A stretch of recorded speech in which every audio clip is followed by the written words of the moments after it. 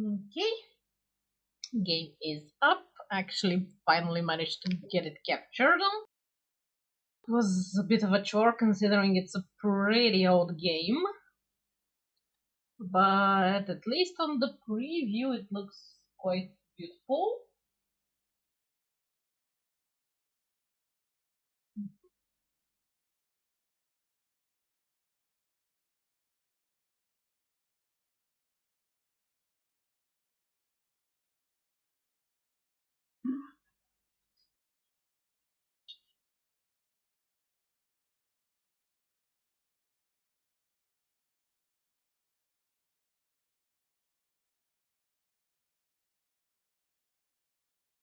Okay, don't see a battle for the first today, which is interesting. And clicking Cap gets the first. Good job, Cap. Okay,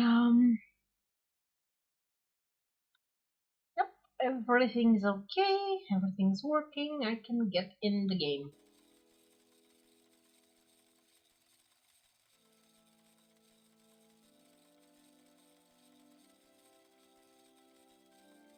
Ah, chat is covering about half my screen. Ah, gonna be tricky. But anyway, starting a new game. Hopefully, Desi and Unstable will join soon because it's a gorgeous game.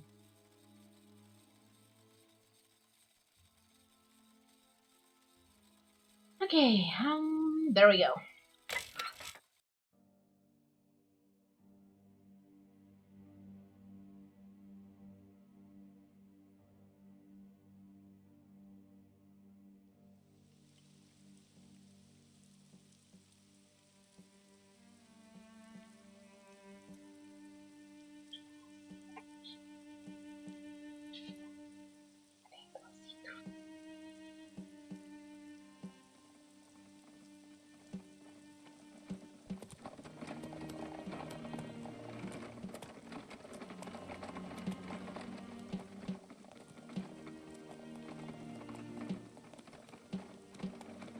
There's gonna be a lot of them in this game.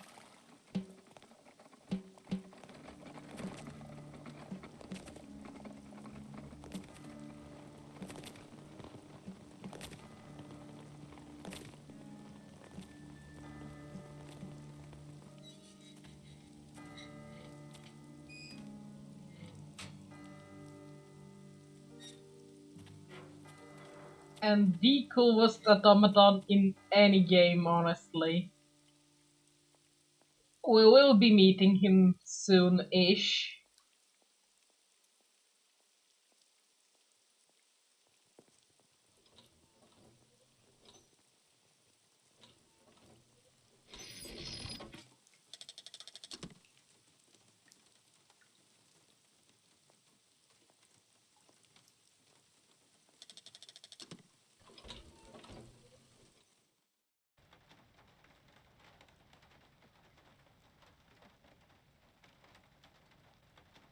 And here we have the standard point-and-click adventure. I really don't have the strength to take this suitcase any further. I wonder who can help me.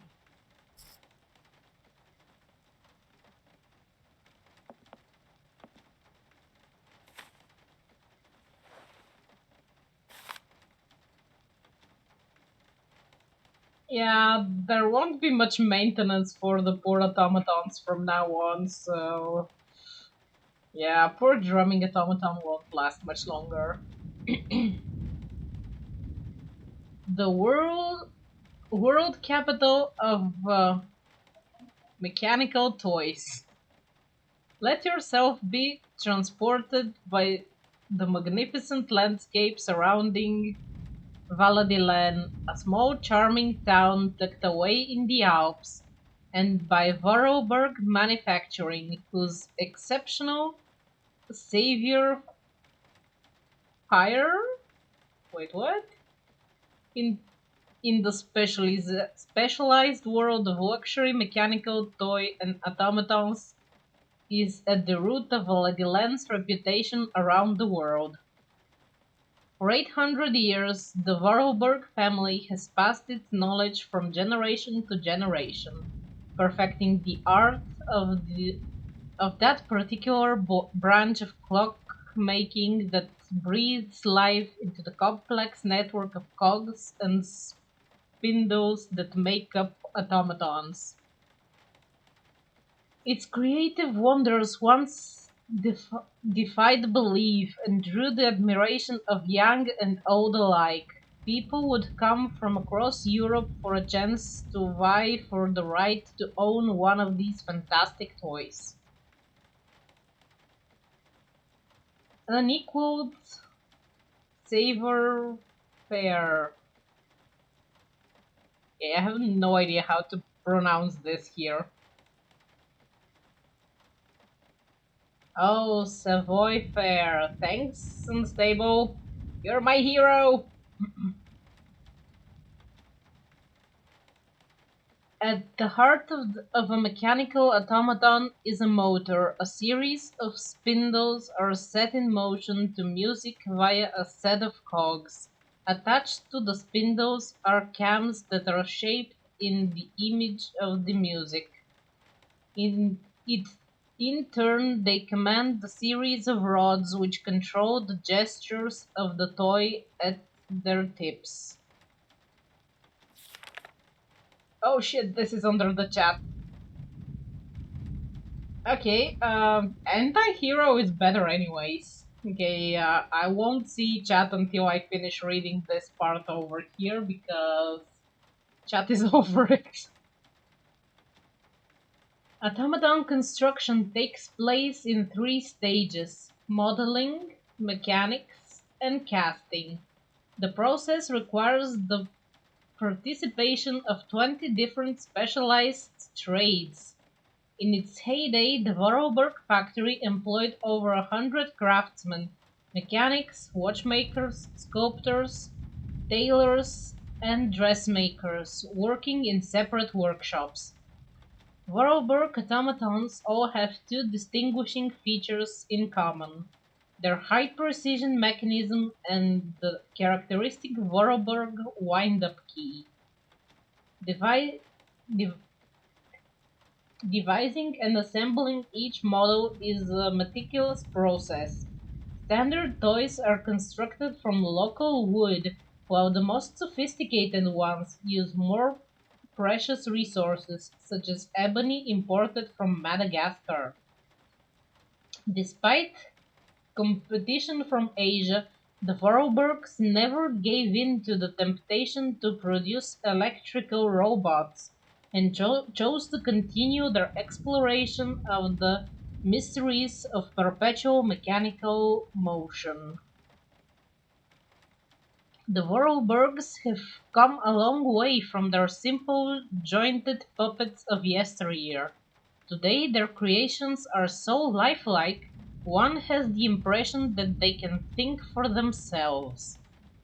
The first signs of puppet manufacture in Valle de Len go back to the 13th century, while there was maybe no defined puppet industry at the time. Hermann Vorarlberg's renown was recognized even in the court of the emperor.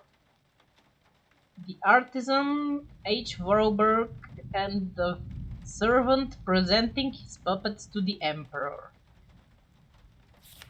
Oh god damn it, this was a long pamphlet. I forgot how big it was. Let me just get a hydrate real quick.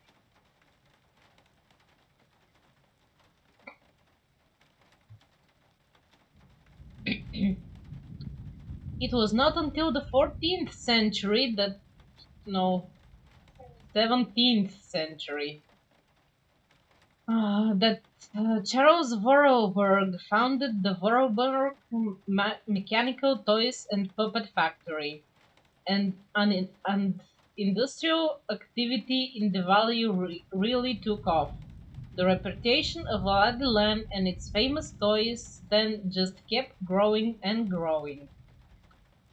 Charles Vorarlberg, with one of his creations. A large part of production was devoted to producing theatrical puppets at the time.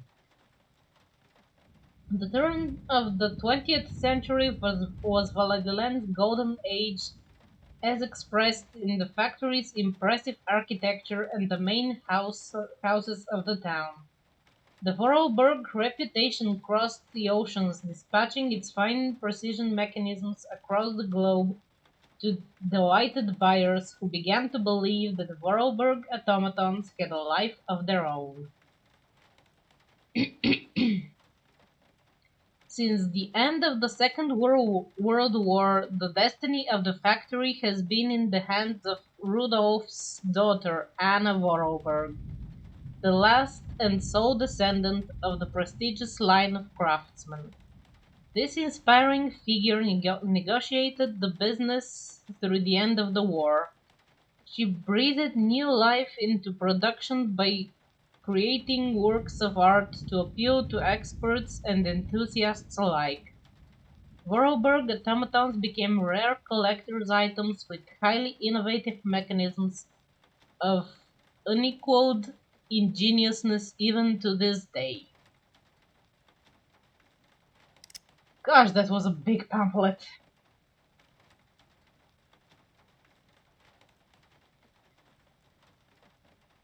Yeah, clockwork mechanisms were amazing.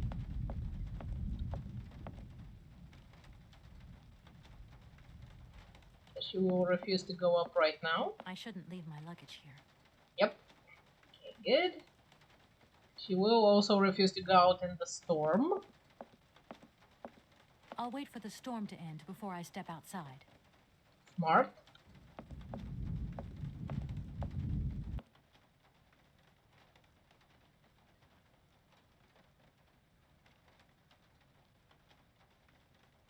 I need a key.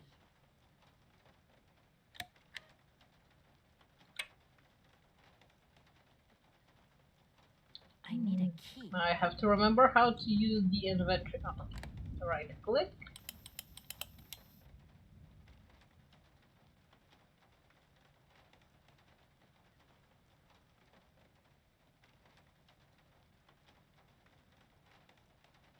That sounds amazing, Cat. I'm glad you saw one in real life.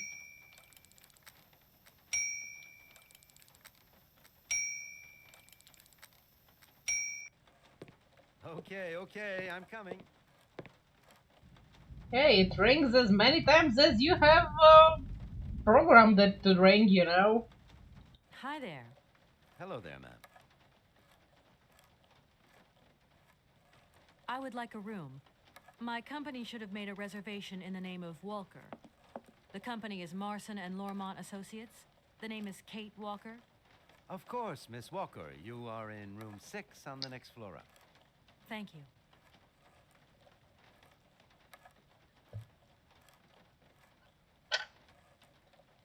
Yeah, I have not actually seen an automaton.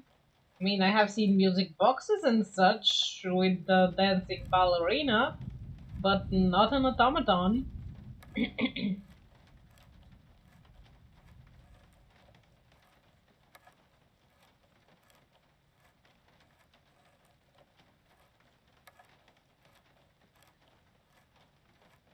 Well, Da Vinci was way out of his time zone, so I'm not surprised he was working on automatons and had them with mechanical programmability.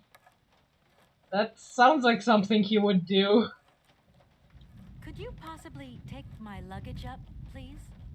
Please do excuse me, Miss Walker. We have been neglecting our duties. Guests are so rare these days that we forget our manners. So you're the American woman? Is it true what people say? That you've come to buy the factory? Not factory. Anna's house. Hans' house. Excuse me? Would you quiet down, you mischievous little boy? Ah, I imagine our little town must disappoint you. You see, today is very sad for us. It's a day of mourning. Today is the funeral of Miss Anna. Momo sad, but Hans not dead. Hans long way away. Anna told Momo. Anna liked Momo very much. That's enough, Momo. Stop pestering the lady. Now go on, scram. Get out of here, you hear?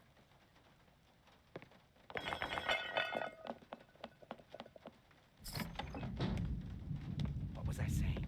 Oh, yes, Miss Anna. Such a great loss for Valet Dylan, it really is. Because now that she's dead, the factory will close. But you're here to stop that happening, aren't you? Our future is in your hands, Miss Walker. What? Anna Vorarlberg is dead?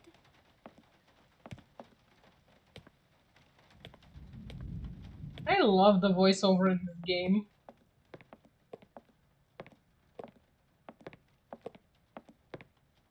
Here's your room. I hope you like it, Miss Walker.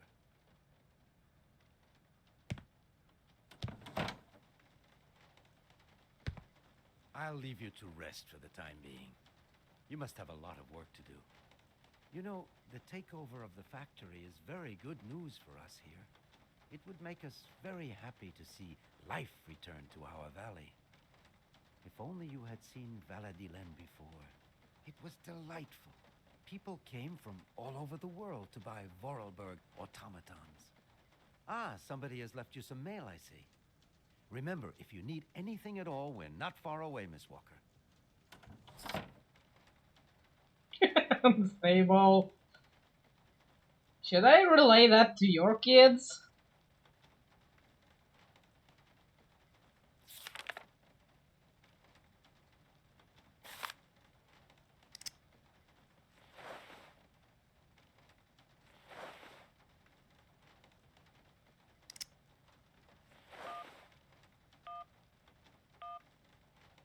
Oops. Keep pressing the wrong button.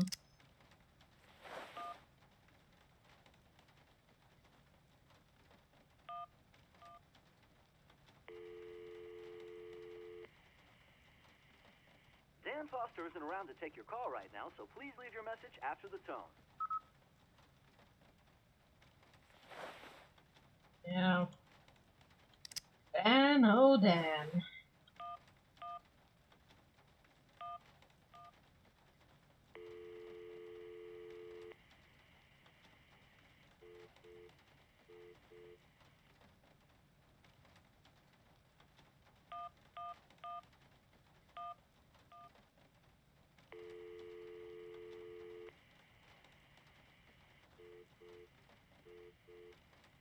We have such mean contacts.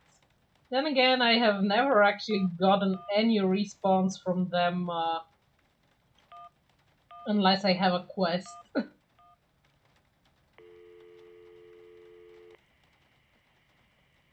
have reached Mawson and Walmart Associates. We're sorry, but all our lines are busy. Please call back later.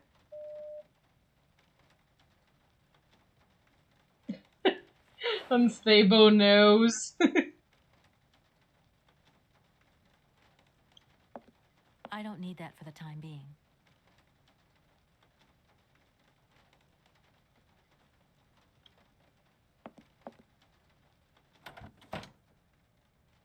Okay, this is the way out.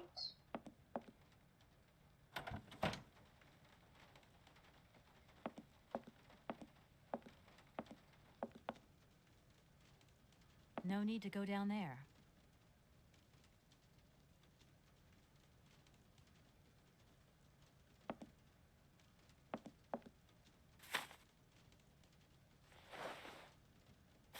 I also love that she stuffs absolutely everything in her jacket. Like everything. You'll see us stuffing crowbars and whatnot in that jacket. Oh my god. I need a jacket like that in my life.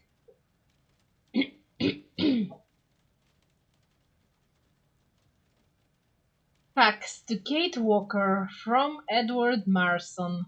Dear Kate, our client, the Universal Toy Company, is more than eager to see conclusion from the talks with Vorarlberg Manufacturing, with view to a takeover in the days to come, and we have received notification to this effect. We are continuing on your we are counting on your undoubted qualities as a business lawyer to bring negotiations with Madame Anna Vorarlberg, the current owner, to a close. Allow me to remind you that the Universal Toy Company is a multinational which has a monopoly on the toy market.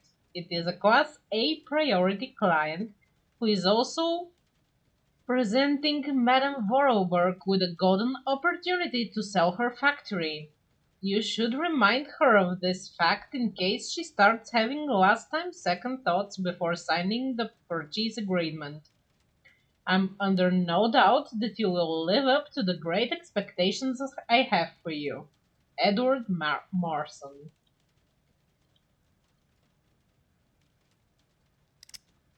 I should tell Marson about the death of Miss Vorarlberg. I hope this isn't going to get too complicated. I can't see myself staying here too long. Yeah, she is an absolute show off with that jacket.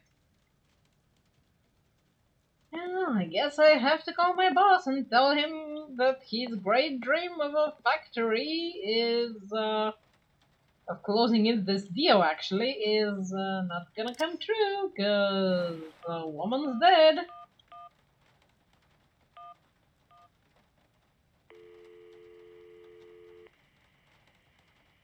Lawson and Lawmont, how can I help you? Can you put me through to Mr. Marson, please? It's Kate Walker. Hold the line, please. Yeah, it's like the Chinese sleeves Desi was talking about yesterday. Hello, Kate. So tell me, how's the case going? I've just got to Valladolid, and there's a slight problem, Mr. Marson, I'm afraid. Mrs. Vorarlberg is dead. Ah, that's most unfortunate. But I seem to remember we made provisions for just such a sad eventuality, and we know that there was no heir. Yes, that's right, but So where's the problem, Kate? Contact the notary right away. I'll get my secretary to fax you his address and an introduction letter from the firm. very good, Mr. Marson. Right, I gotta go, Kate. Keep me up to date, okay? I just... Yeah, what's the problem? I'll send you the introduction letter right about now, but what's the problem? Why haven't you contacted the lawyer yet? Oh, for fuck's sake. I hate her boss. And it sounds like you had an amazing jacket for going to the cinema, Cat.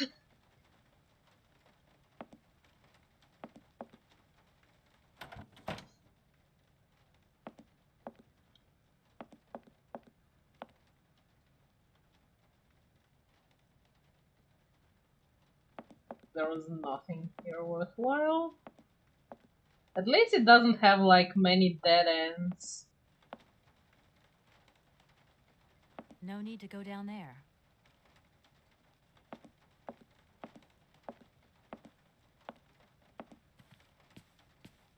And she's actually more than happy to run if you tell her to.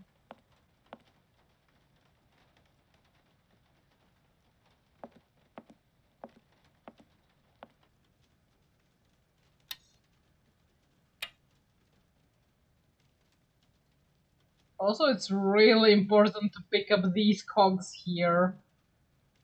Because if you don't, you get problems later on in the game.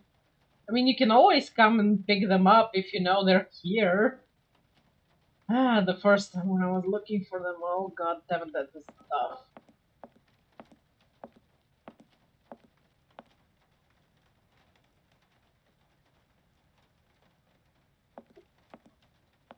I'm back again. Miss Walker?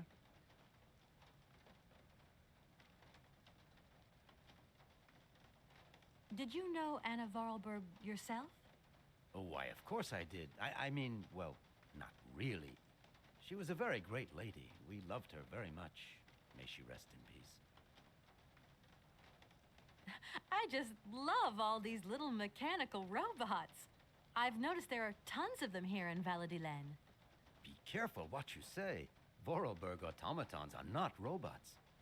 If you want people to like you here, never ever pronounce the word robot. Okay. What is the difference between an automaton and a robot, then?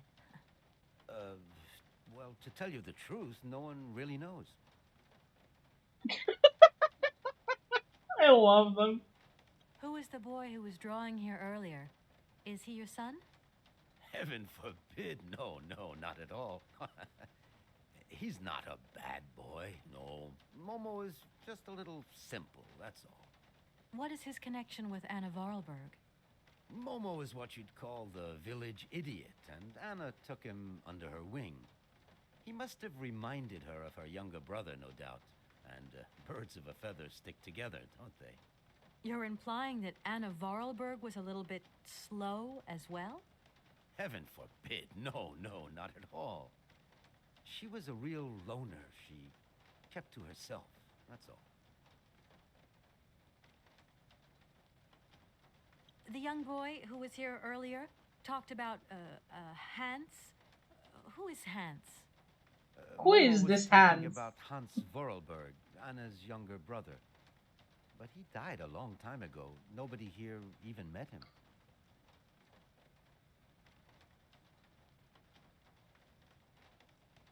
A fax didn't arrive for me, did it? Maybe. I thought I heard the phone ring. Do you think you might want to go and check? Certainly, ma'am. Immediately. Thank you very much. It was under your desk this entire time, you bastard.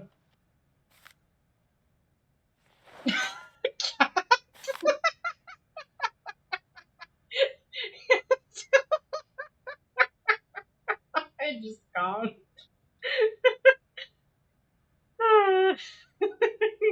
Does he go solo now? Oh my god, cat. You're evil. You're an evil little cat. Then again, you are a cat. To Marty, some to Matre, maybe? Ah, fuck those French names. From Edward Marson. Dear something something, as you are no doubt aware, our practice is charged with undertaking negotiations for the takeover of the Vorarlberg manufacturing by our client, the Universal Toy Company. It is with great sadness that we learn of the recent death of the manager and owner of the factory, Madame Vorarlberg, with whom negotiations had started. We are under no doubt that Madame Vorarlberg left you instructions before her death, enabling this sale to be concluded. We should remind you of the significant boost the arrival of the American multinational would bring to the economy of your region. It is for this reason that I am sure you will give our representative, Miss Kate Walker, a warm welcome. Yours faithfully, Edward Morrison. Thank you. At your They service. really are deep into the need to close up this deal. What percent I'm are gonna they go look gonna around get? Villa Oh de my Len. god. See you later. As you like, miss. And we shall be heading out.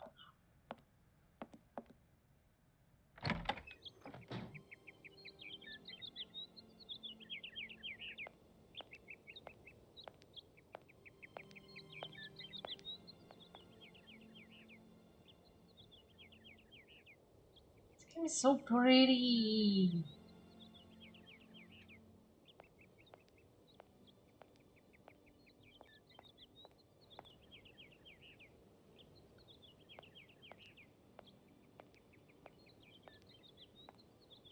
Good morning. Good morning. What a pleasure to meet such a lovely young lady honoring our aging streets. Please sit yourself down next to me so we can enjoy the air together. It would be a pleasure, but I'm afraid I don't have the time. Some other time, maybe. I hope so, miss. I remember when these streets were full of vibrant life. In those days, there was a charming encounter to be had round every corner. Our good little town of Valladolid is not what it used to be. It looks like things have changed a bit around here. Our children have all left the valley. They need to earn a living, don't they? Can't really blame them.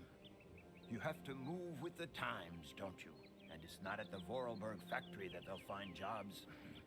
Being excluded from the world is not an easy burden to bear, believe you me, miss. But it's such a pretty little village. I can tell you're not from these parts.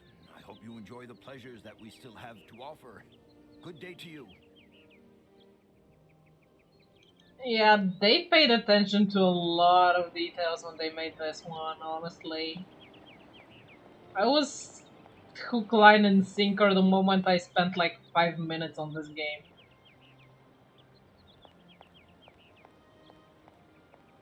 It should be locked because of the funeral.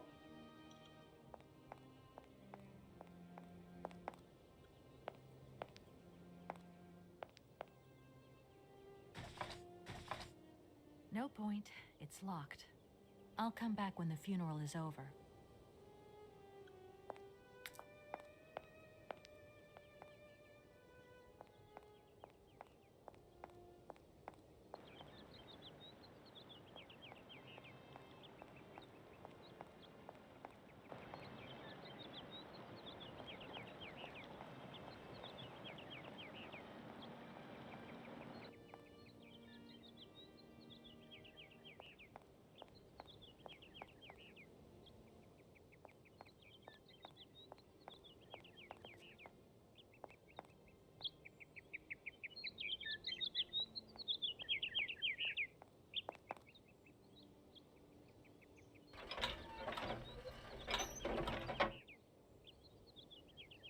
If that's going to work, it looks like something's missing.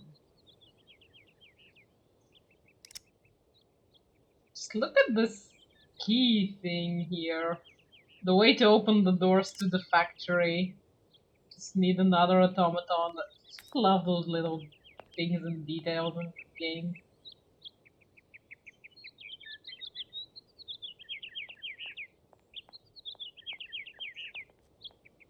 No need to go down there.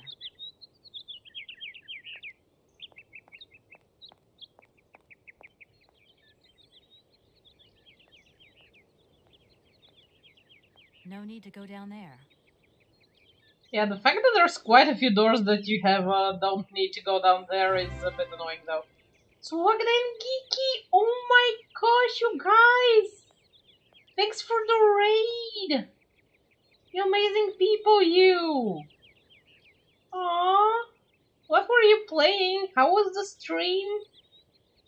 So many people! So much people! Welcome, welcome! My name is Maglor, and I'm a variety streamer, I guess. We just finished the Dungeon Siege series yesterday, and we started the Syberia series now. Yep, Syberia 1, just started it like 20 minutes ago? More, maybe 30? We have barely started, a lot of reading, a lot of getting to know NPCs.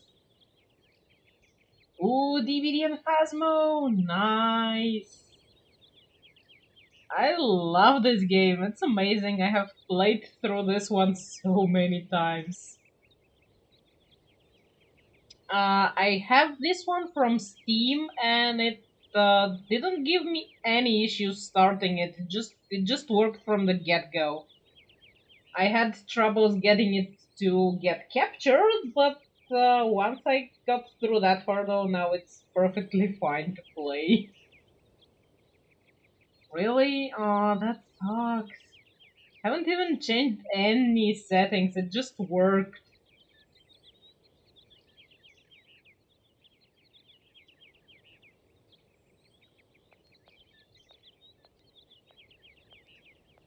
Well, at least now you'll have a reason to visit my stream so you can watch the entire game. Are you open? Can I buy something from your bakery? No, afraid not. Not possible. We're closed. I can wait a while. You can wait, but we're closed all day. Day of mourning. I'm sorry. Please accept my condolences. Don't worry about it. Because of Madame Vorobog's death, all the shops are closed. Mayor's decision. Try tomorrow. Tomorrow I won't be here. That's a pity. Yep, she won't be here. No need to go down there.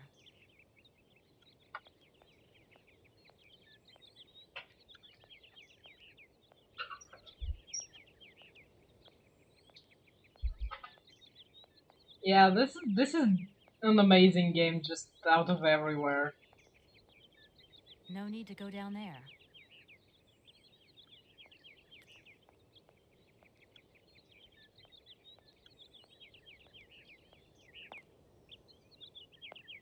I believe this is where we were originally headed for.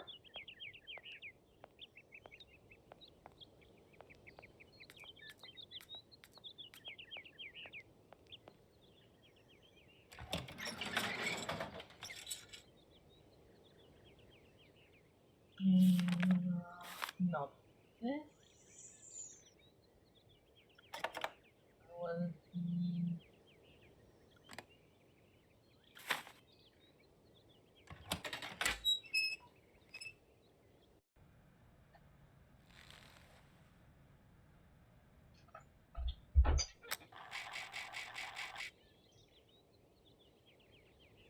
No, it's not a mailbox, it's a door cam.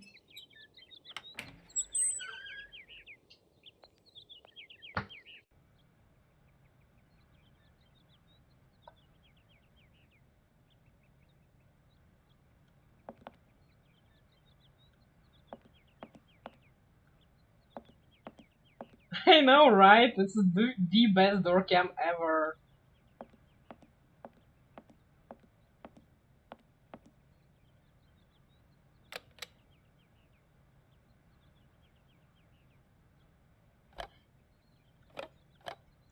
Oh yeah, this guy needed some ink to work so he can stamp something later. Now let's talk to the attorney. Hello, sir. Miss Walker, I presume. Have you had a good journey? Everything went very smoothly. Thank you. Do take a seat, Miss Walker, please.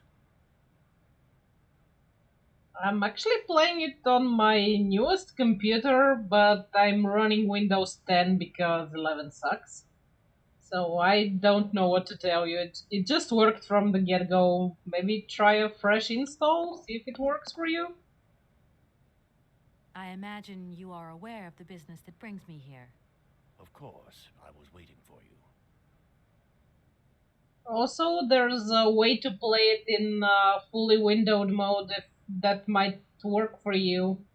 I used that to get it captured and then deleted the option and now it captures fine, but I can send you some information about that if you think that will help you play it. Well, I don't think I need to introduce myself, but it'll be interesting to see his reaction. I am the legal representative for the Universal Toy Company. I'm responsible for. So I understood, Miss Walker. I love you! Get me off!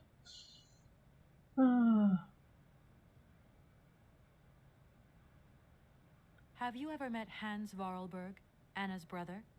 I have a few vague memories of him, that is all. I was very young at the time. Very young. If you don't mind, can we come back to that later?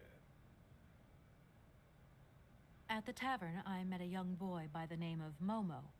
I was informed that he is mentally disabled. Whatever his condition, he told me about a man called Hans. He's apparently Madame Vorarlberg's brother. Moreover, it appears that Hans is not actually dead. What do you think of that? Let us take one thing at a time, Miss Walker. You will receive all the information you need in due course, you can be sure of that.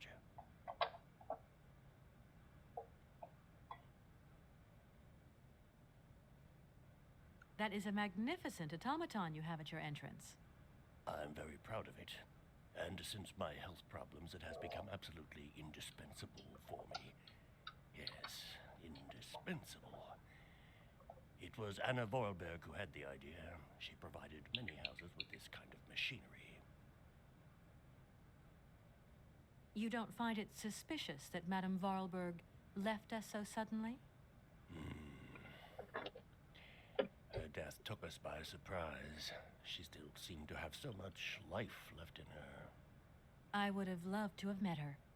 Anna Vorarlberg was not only one of my most faithful clients, she was also a very dear friend. always have to try because this game is amazing. It's so worth playing through. Okay, yeah. Seeing how as Madame Vorarlberg is no longer with us, I trust that I can rely on you to conclude the sale? Please do not set your hopes too high, Miss Walker. I fear that I cannot be of much help to you.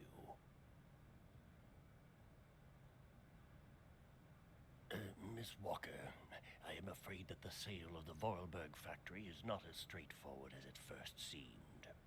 Whoa there. Everything was agreed. We'd obtained Anna Vorarlberg's consent, and her death does absolutely nothing to invalidate that. Now, I have to be back in New York the day after tomorrow, Metro Alphoter. My client and I are impatient to seal this deal. I understand only too well, Miss Walker.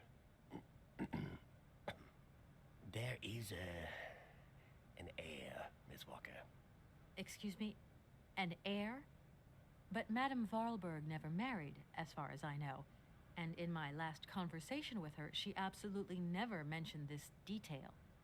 Miss Walker, believe me, I was more surprised than you are. Anna Vorarlberg sent me a letter 2 days before she died.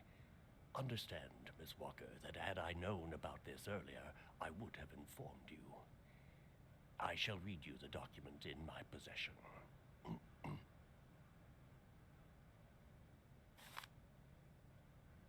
I am so very old. It seems that today life is slipping away from me more quickly than I imagined, and I fear that I will not be of this world to sign the takeover contract for my dear factory. So, I must make this confession to you now. My brother Hans is still alive. It would not surprise me if you find this difficult to believe, but it is indeed the truth. You must remember his death, his funeral too, even though you were very young at the time. It was but a sordid charade dreamt up by our father. To him, the very idea that his only son should wish to leave Baladilen and abandon the family business was unbearable. When Hans left, he preferred to think him dead and make everybody else believe this too. He obliged me to bear this terrible secret as well. I repeat that Hans is still alive, so when I die, it is he who becomes the sole and rightful heir of our factory. Okay, I see. If Hans Vorarlberg is not dead after all, then I just have to sign the contracts with him. I suppose you've already contacted him? Where can I reach him? The second half of the letter informs us that Hans Vorarlberg is somewhere in Syberia. I will leave the document in your hands to read at your leisure.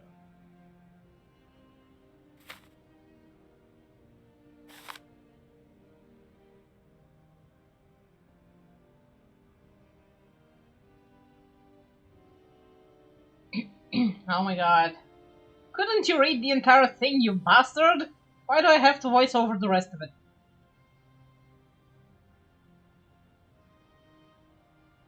So he finished around here. I repeat that Hans is alive, so when I die, it is he who becomes the sole and rightful heir of our factory. I have never had the chance to see my dear brother again. Fortunately, though, Hans and I have remained very close in thought. Throughout the years, I have been able to follow his meandering life as he sporadically sent me news. On occasions he would write me letters, but they were rare, as my brother, since his unfortunate accident, has maintained a phobia for the written word. However, he has sent me several plants of automatons that I have eagerly had made up at the factory, and I will admit that they have largely contributed to the success of the Vorarlberg creations. Hans has always had a marvelous gift of breathing life into objects through clever combination of cogwheels and springs. My little brother is a genius, and the truth in the true sense of the word. Let us return to the matter in hand. Rest assured of my personal conviction that my brother will not object in the slightest to the sale of the factory. If I have already passed away when you come to read this letter, it is to him that the matter should be addressed. I received his last letter 6 months ago, posted from the north of Syberia. I regret to say that I have received no more recent news. I am aware of the difficult situation in which my confession and lack of further details leave you, but I wish to die with clear conscience. I would be grateful, dear. Oh fuck. If you could. If you could inform the American law firm with whom I have been dealing of these developments. I have grown so old, so tired. With all my respect and final greetings, Anna Vorarlberg. Anna Vorarlberg had no further information to add? Unfortunately not, Miss Walker. I have told you as much as I know. The situation, in legal terms, is now clear. If you want to conclude this sale, you have to find Hans Vorarlberg. Apparently, there is a body lying in the town cemetery. There also seems to be some ghost wandering around Syberia. It seems you have your work cut out for you. Believe me, Miss Walker, when I say that I am most sorry for this regrettable setback. Most sorry. Great. What now then? Perhaps you will find out more in the Vorarlberg factory archives. You will find the key in the waiting room. My role in this affair finishes here with the reading of this letter. And now, if you'll excuse me, I must rest. You see, my health is not excellent at the moment, and my doctor forbids me from working for too long. I will not detain you for any longer, Miss Walker. Do not forget to close the door as you go out. Goodbye, sir. Have a nice meal, Swagged and Geeky. Love you guys. Oh my gosh, you guys with the 100 monitors. I have just my good old one. Everything works with it just fine. Why do you need so many monitors? Oh my god, I really hate this attorney guy though. No need to go down there. He's such a bastard. My doctor forbids me for working too long. You've been talking to me for like 10 minutes. Are you that winded? Oh no, I forgot the notary will be resting.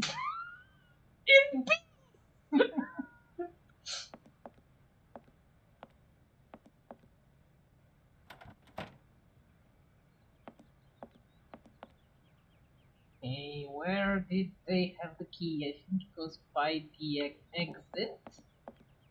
But I have the chat overlay on it. Yep, it was by the exit.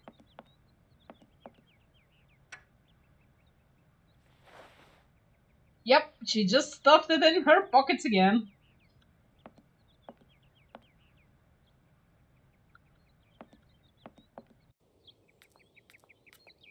Don't doubt the powers of that jacket.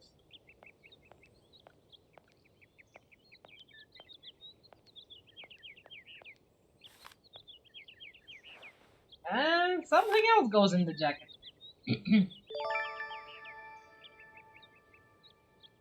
Thanks for the follow, Mammoth.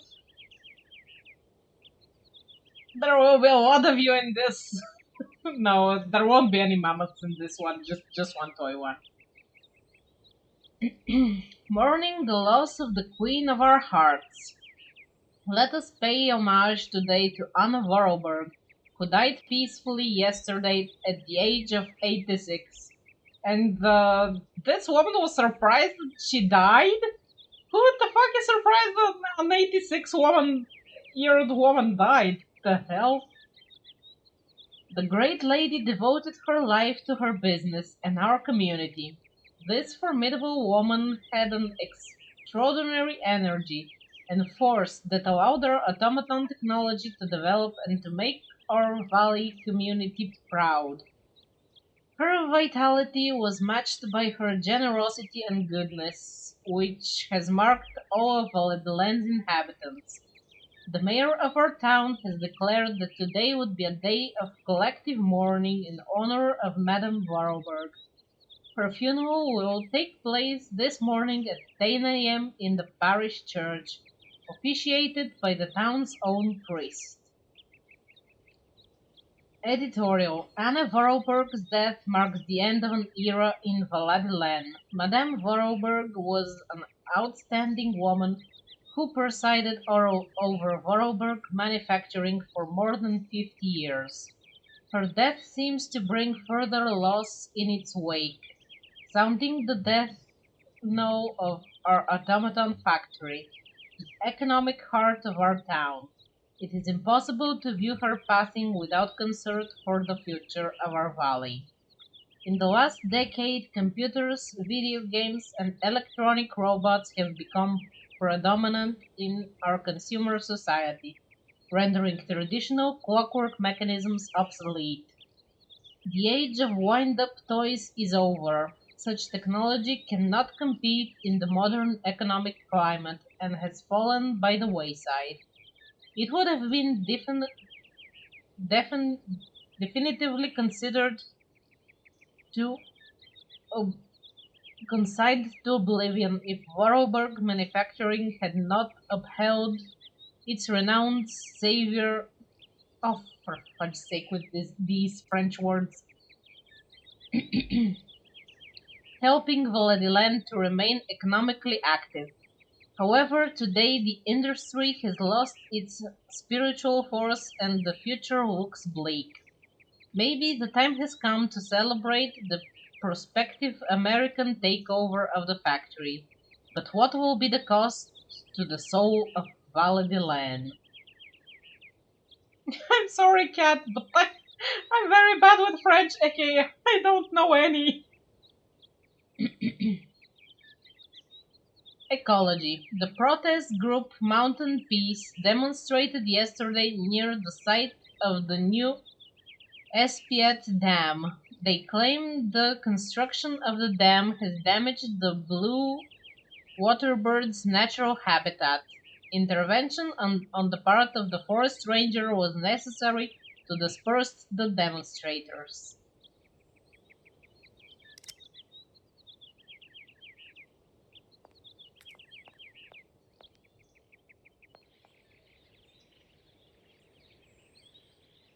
Gio said there's no need to go down there. There's no need to go down there. Do some running, Anna! Run, Anna, run! And I think this one was locked right about now.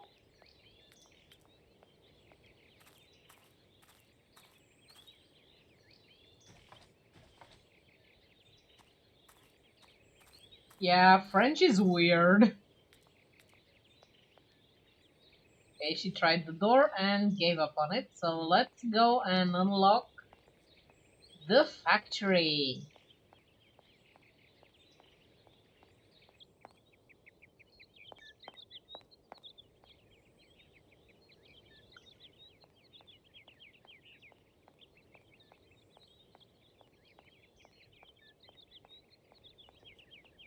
Yeah, there's a lot of mammoths in the last one. Oh, I have cell coverage. Hello? Kate, Dan, I'm so pleased to hear your voice. how are you, honey? Did you have a good journey? Have you settled in? It was long, tiring, damp especially, but I'm okay. Especially when you... Everything going as planned? Yeah, I mean, well, not really. It's not exactly what I thought it would be. You know, everything's so different here. Actually, while we're on the subject, I managed to free myself up tomorrow lunchtime. I'll come and meet you at the airport. I hope the flight from Paris won't be delayed. We're expected at the Goldbergs about 8 o'clock. I hope you have the time to take a shower and change, my poor honey bun. Dan, I don't think the Goldbergs tomorrow night is really on. Don't worry, Kate. You'll be as perfect as ever. Anyway, you never have to wear much to look really great. Dan, Right. I'm going to have to extend my stay here. There's one or two complications. You understand? Kate, honey, what are you talking about? It's only a measly toy factory. The sale isn't going through as expected. I've got to stay a bit longer. Dan, you don't mind, do you? But Katie, you can't do this to me. I mean, it's the Goldberg contract. There's millions of dollars on the line here. I know, I'm sorry. You go ahead. Don't worry about me. I'll get back as soon as I can, I promise. Okay, I've got to go. I'll call you back soon. Love you, honey. Yeah, he didn't want her to wear much for the millions of dollars contract. Makes sense, doesn't it? Oh my god, I hated that guy so That's much. going to work. Looks like something's missing. Yeah. Let me just shove this huge piece of metal that you were carrying in your inside pocket over here.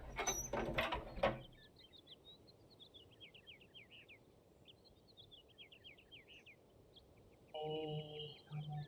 I have to pull this lever now.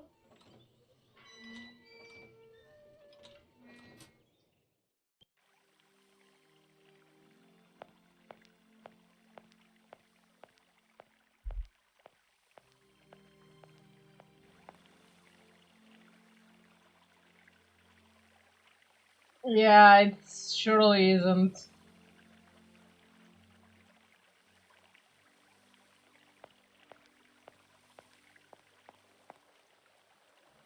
Okay, this leads to the factory, but we don't need to go down there right now. I believe this was the loading dock.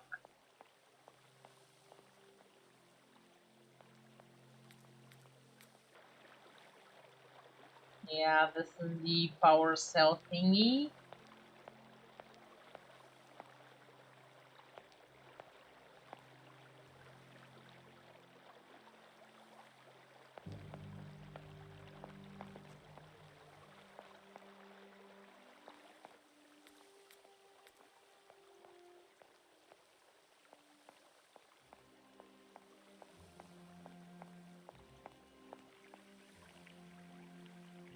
Okay.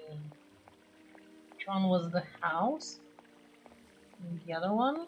Oh, this is the house. So this should be the train station. God, they make them so beautiful!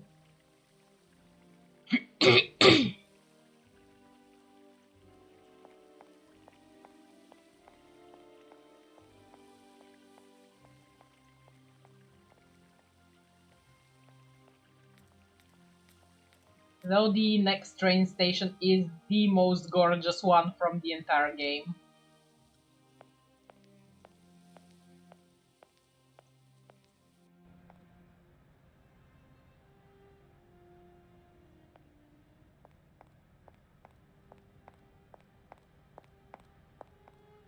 And I mean all the games, not just this one.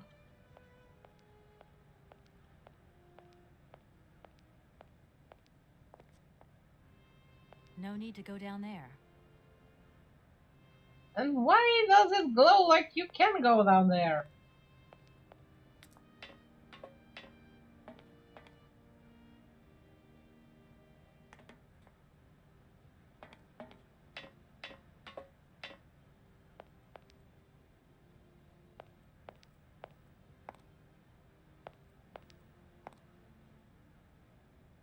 The train's so pretty too.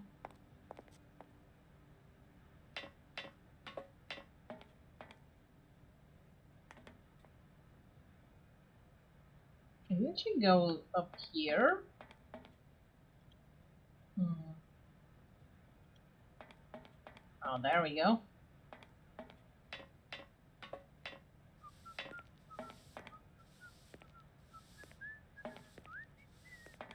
Oh my god, I forgot the janitor.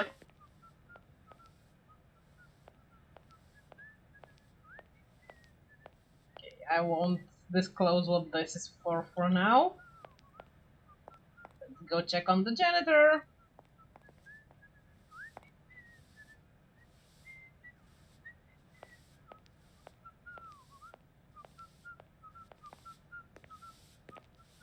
Ah, I think he was just whistling and not doing anything else.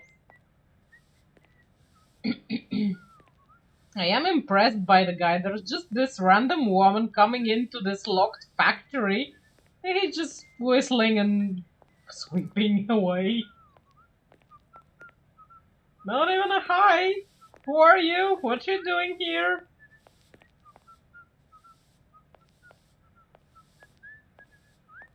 I love my job. Talking to strangers is not part of my job. Sweep, sweep, sweep, sweep, sweep, sweep. Can we get in the train right now? Why not? We can already get in. That's nice.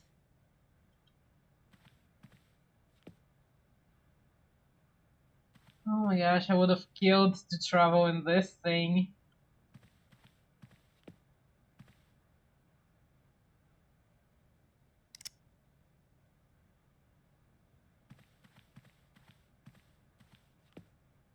Just look how comfy it looks. It even has a tiny desk fan.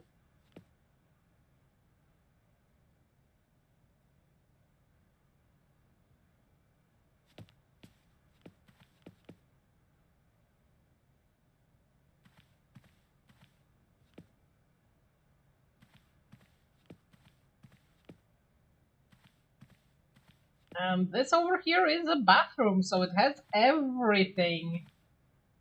I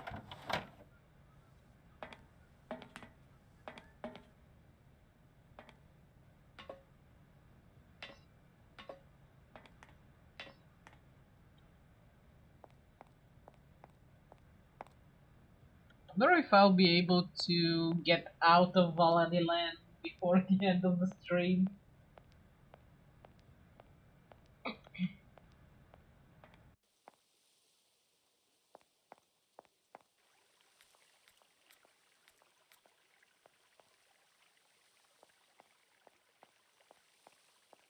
Not if I have to read a few more documents, I won't.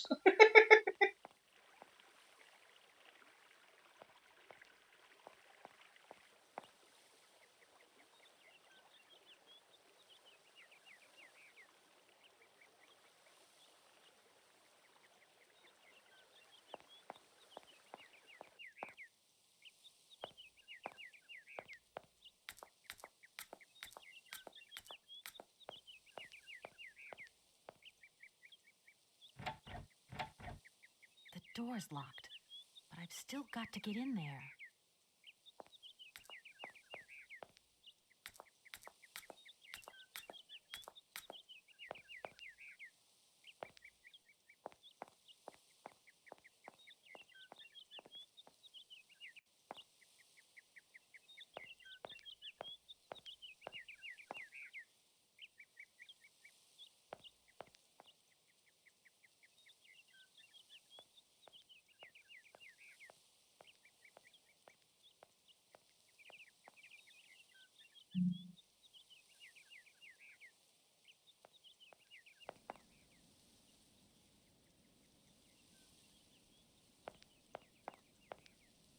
I need a key. You need a key for everything. God damn it.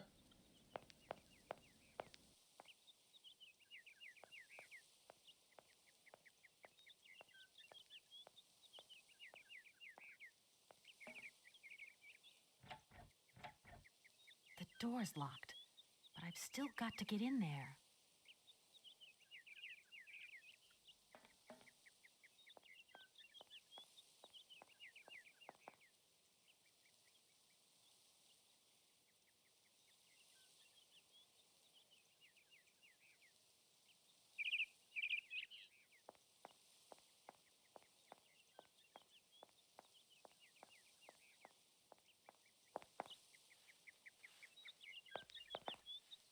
Good morning.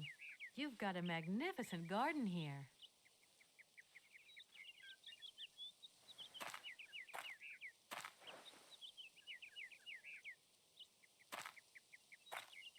Oh, please don't talk about it. Since my gardener automaton broke down, there are weeds everywhere. You can't imagine how much work it takes me. I don't know whether I'm coming or going. We're not used to doing without our robot help here in Veladiland. But everybody says that we're going to have to get used to it. I thought you didn't call them robots here.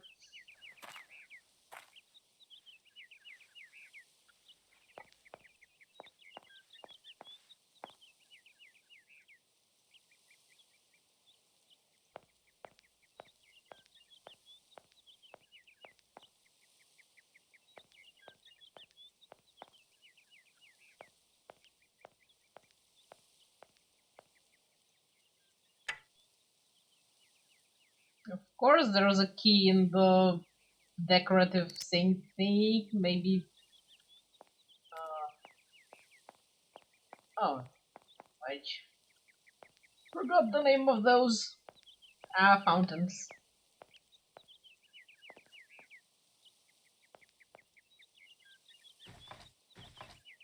No Now point. going in the It's locked. maze, which sucks. Looks like a grand maze. Perfect place to get lost.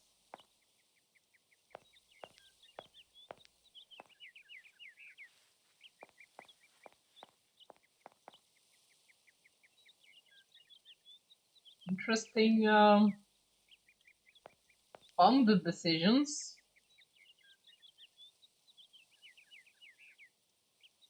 I don't think there's anything else here. Some scenes are just there to be pretty, honestly.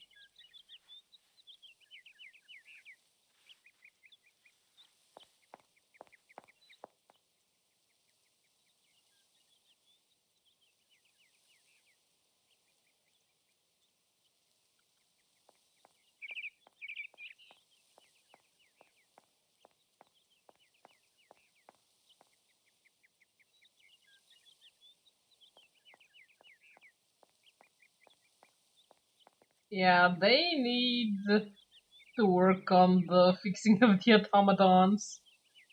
But I guess now that Tana's dead and Hans is in Syberia, and apparently nobody else knows how to work those things because there are no artisans anymore, there's nobody to fix them.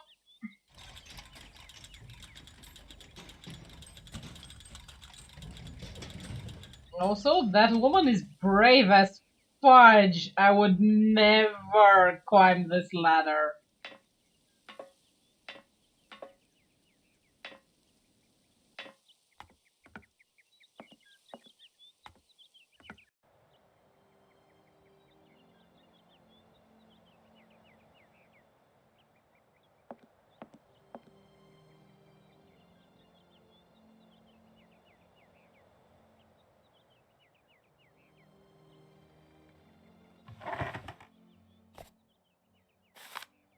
Oh dear god, more reading.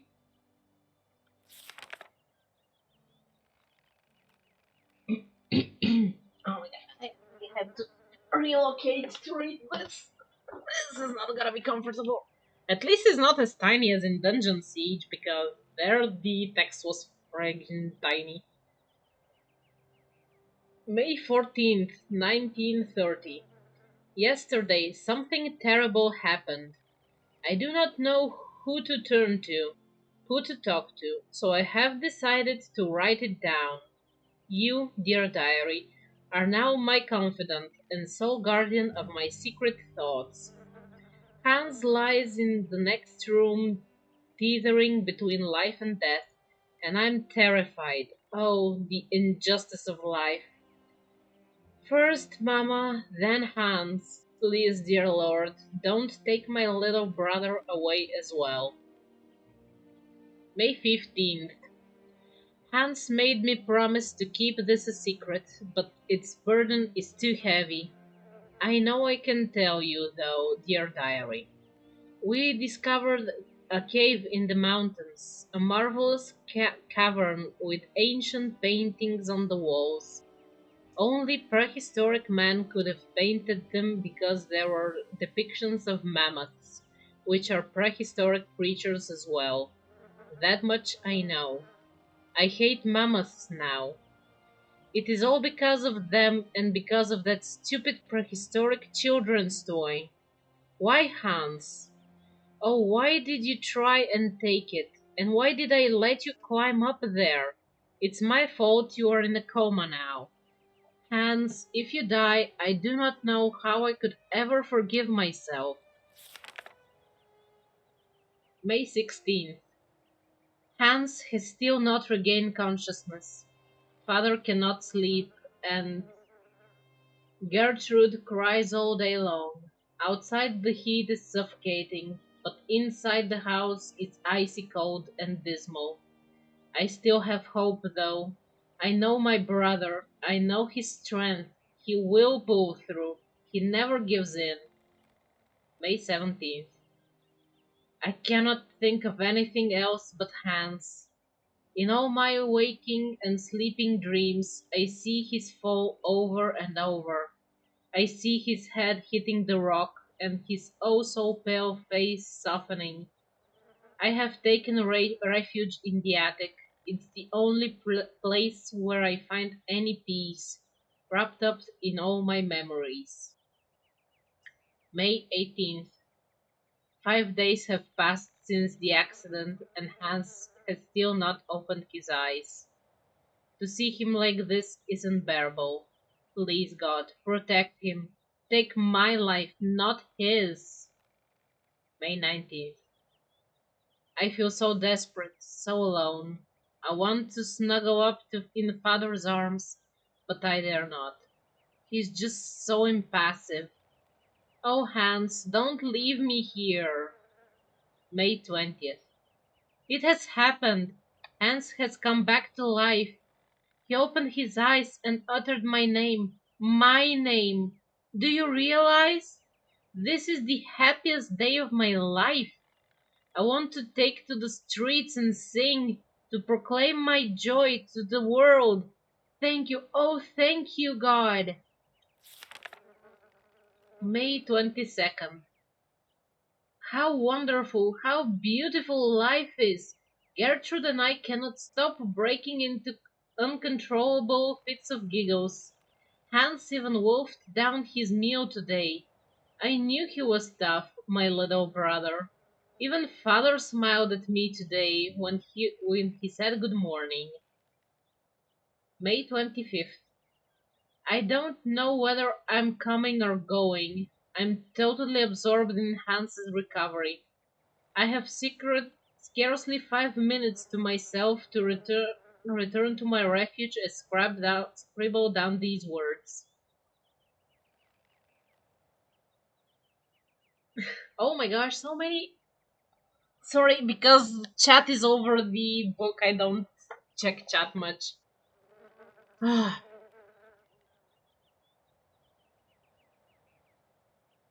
Thanks for the hydrate, the pat, and the stretch.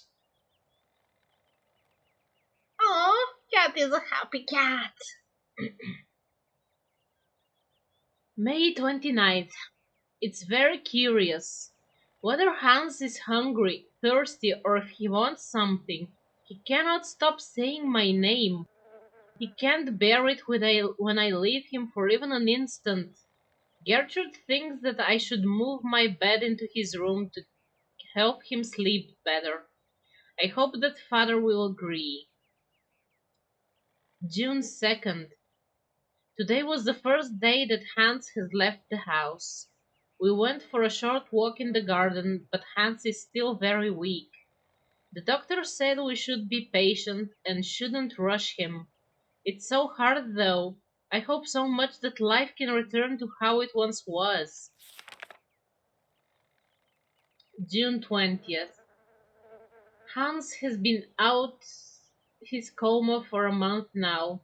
He still doesn't say much and has difficulty moving.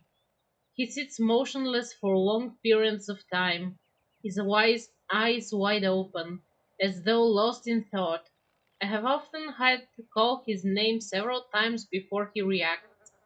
Then he will smile, and when he does, the moment is magic for me, and I couldn't possibly be happier. June 22nd. I had to talk to him. The burden was too great. I asked Hans about the accident in the cave to find out what he could remember. He could mutter only one word, mammoth, and his eyes glowed so strangely when he said it that he frightened me. September 15th.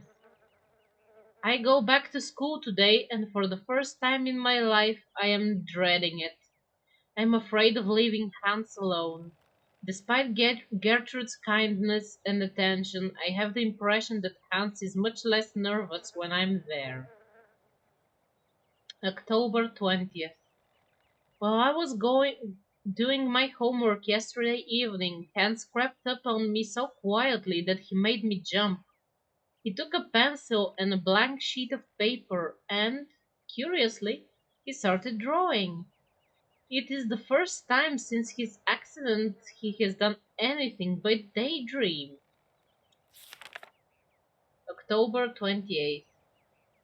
Hans scribbles almost obsessively. It is all he will do, all day long. I feel it annoys father. Nobody else understands, but I can see what Hans is trying to draw. Mammoths. November 16th. Today is my birthday and Gertrude has made an apple pie, my favorite.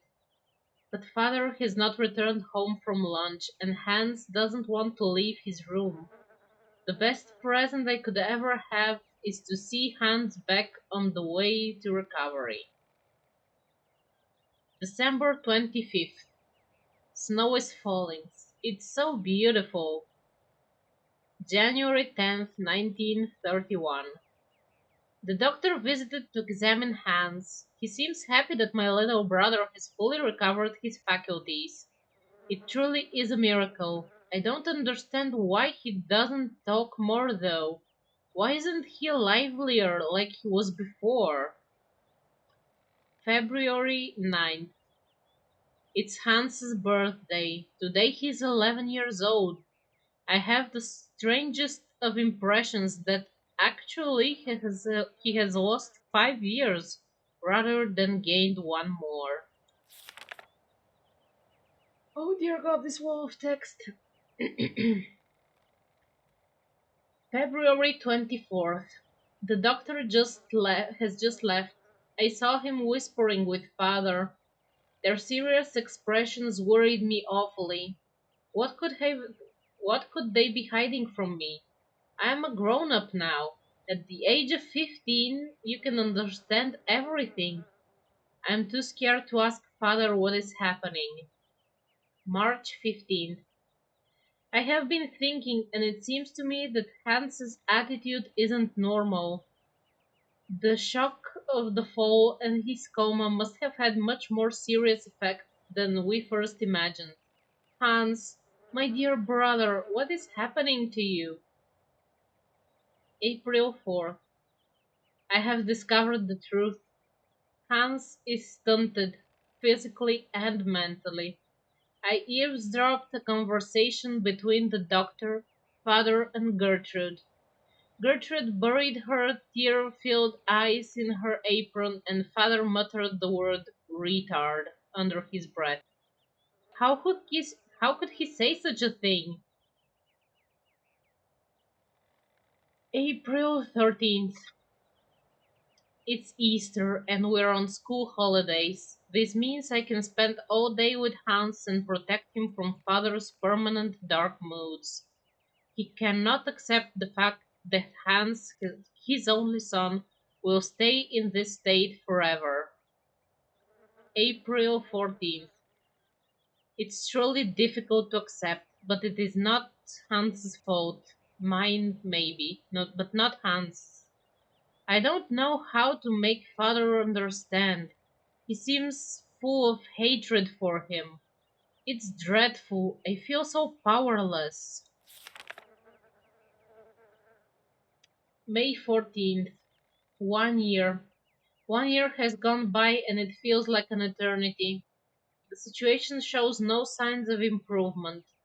Father, in terms of neither in terms of Hans's mental health or father's attitude towards him. May 30th. Extraordinary.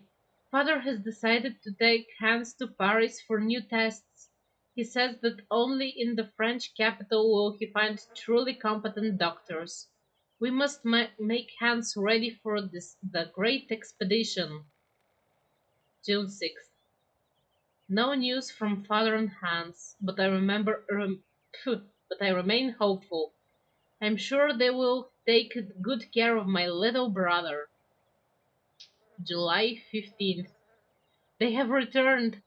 Hans rushed to my arms and started crying. It took me a long time to calm him down and get him to sleep.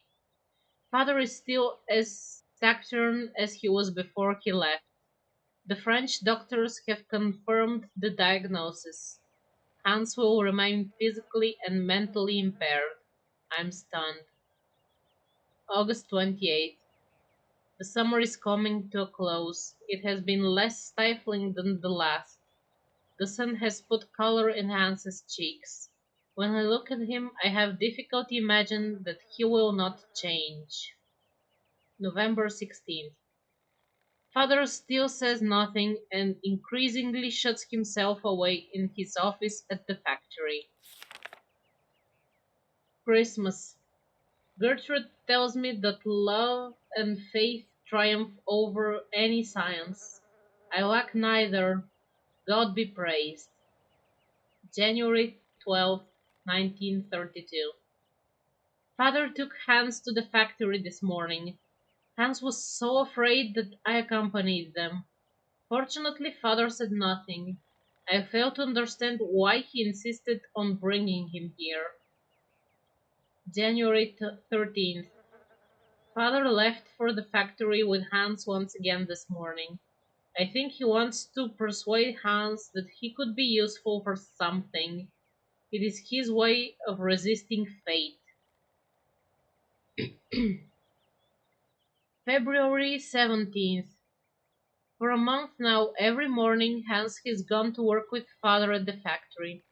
I'm not exactly sure what he does there, but he seems to enjoy it. I feel my brother's behavior has changed considerably.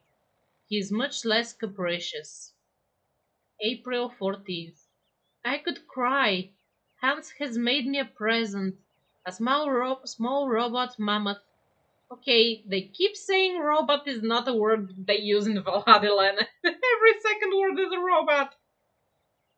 A small automaton mammoth with the trunk that rises and falls. When father saw it, he nodded his head in satisfaction. May 20th. Both Gertrude and father now have their own robot automaton mammoths. Theirs are even more intricate and finely tuned. Little brother is not such a retard after all. October 15th. Hans's mammoths now walk, raise their trunks, and wag their tails. It's incredible. December 22nd. I met the head of the factory workshop, Mr. Grips, this morning. He says that for a young lad of 12, Hans is very gifted. It is a shame he only makes elephants. February 11th, 1933. Father and Hans were locked in a long discussion yesterday, or should I say, Hans was locked in one of Father's long monologues. As it is inconceivable that Hans should go to school like other children. Father wants to take him on as a worker at the factory. However, Hans will have to stop making his own little devices. Hans's silence, his half-gaping mouth, and staring eyes finally sent Father off in a rage. February 12th. I tried to broach the subject with Hans. I suggested he should obey Father. Learning a craft at the factory is his one chance to do something constructive with his life. He's so gifted and takes so much pleasure in making automatons. He did look like he wasn't listening to me, but I know he'll think about what I said. February 20th. It's not that Hans cannot speak. It's rather that he doesn't want to speak. He uses the least possible words for communication, except with me, but he is still very economical with words. May 15th. Incredible! Hans was not just satisfied with learning how the assembly line works. Instead, he has completely redesigned it. Father and Monsignor Grips are taking a serious look at his plans. February 10th. Father has wanted to talk to me about my future since I passed my exams. He wants to send me to university because he says my intelligence is astounding. My heart was beating so loud. It is true I do love studying, but I couldn't bear to be away from Hans. September 2nd. What a ghastly summer! I have been permanently torn between my desire to go to university and my refusal to leave my brother. I talked about it with Hans, but he said nothing. That same evening, I found my own little mammoth broken. October 9th. Hans had another fit of hysterics at dinner again. Father announced that Hans's new assembly line would soon be finished. However, they have removed the automaton parrots that shout orders, as they were deemed superfluous. Hans was livid. He hurled his soup dish to the ground and stormed off to his bedroom. What will happen between both of them when I'm not here? October 17th. Despite my scruples, I'm finally leaving. Hans has not talked to me for a week. Father would not understand if I told him why I wanted to stay. My heart is so heavy. Christmas. It's so strange to be home. I had never left home for such a long time before. Once we were alone, Hans did not stop talking. Words just leapt out from his mouth. How he laughed at his excitement. He presented me with a delightful little ballerina to replace the mammoth, he told me. I was so touched that I started crying. Distance has done nothing to harm the strong bond between us.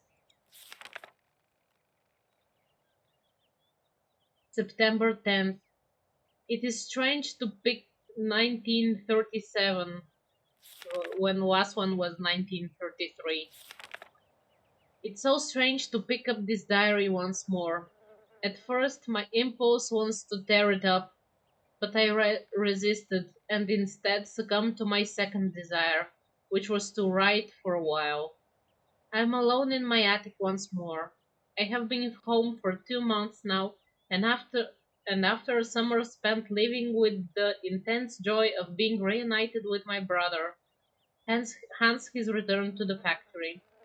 Father has aged so, and Gertrude's arthritis causes her terrible pain. September 13th. All in all, these past 4 years have been kind to Father and Hans.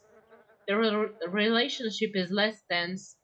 They still do not exchange much conversation, but they now have a thing in common: the factory. I'm even beginning to feel a bit jealous. Silly, really. September 17th. Hans hasn't changed. To help Gertrude, he has designed a totally automated kitchen, and Gertrude can't stop moaning at the wooden puppets. Oh, how I adore them. October 9th. I want to go and see Father and Hans at work. I hadn't been to the factory for ages. It is strange how much it has changed. I was very curious to see them set about their tasks. I like Father's new office very much. Hans has a small workshop on the first floor, crammed with odds and ends, unfinished robots and designs, ex- exactly as I imagined it, in fact. October 15th. The factory is working very well. Orders for the toys keep coming in, sur- spurred on by the run up to Christmas. When I was at university and I said my name was Vorarlberg, people would ask me if I had any relation to the Valadiland factory. Now I know the effect that Hans's genius has had on the factory's renown. November 2nd. To make myself useful, I started helping Father set his papers in order. The most extraordinary thing of all is that for the first time ever, I have the impression that the three of us form a real family. December 8th. Hans never ceases to surprise me. Between home and the factory, his behavior is so very different. In his workshop, he is serious, concentrated, a proper young man who keeps his eye on everything going on. Contrary on the move and constantly on the move and in control. Once the impression that one has the impression that each single toy in his very own is his very own infant. And at home he turns back to a child once more and is either moody or a happy-go-lucky buffoon. Christmas. The most wonderful Christmas of my whole life. Hans and I could not stop giggling like children beneath father's disapproving glance. I know that he was only pretending, really. Our hearts are so full of hope. January 5th, 1938. Hans came to see me in my bedroom yesterday evening. I felt terribly awkward, terribly ill at ease. I might have guessed Hans wants to leave Vladilan, the house and the factory. He wants to go traveling. He doesn't know where or for how long.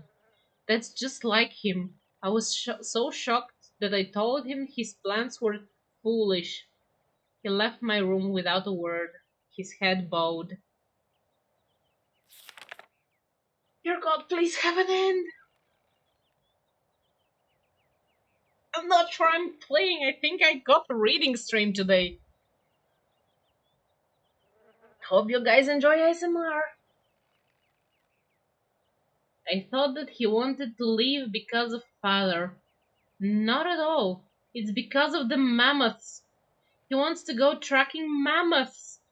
I thought he had gotten over his obsession.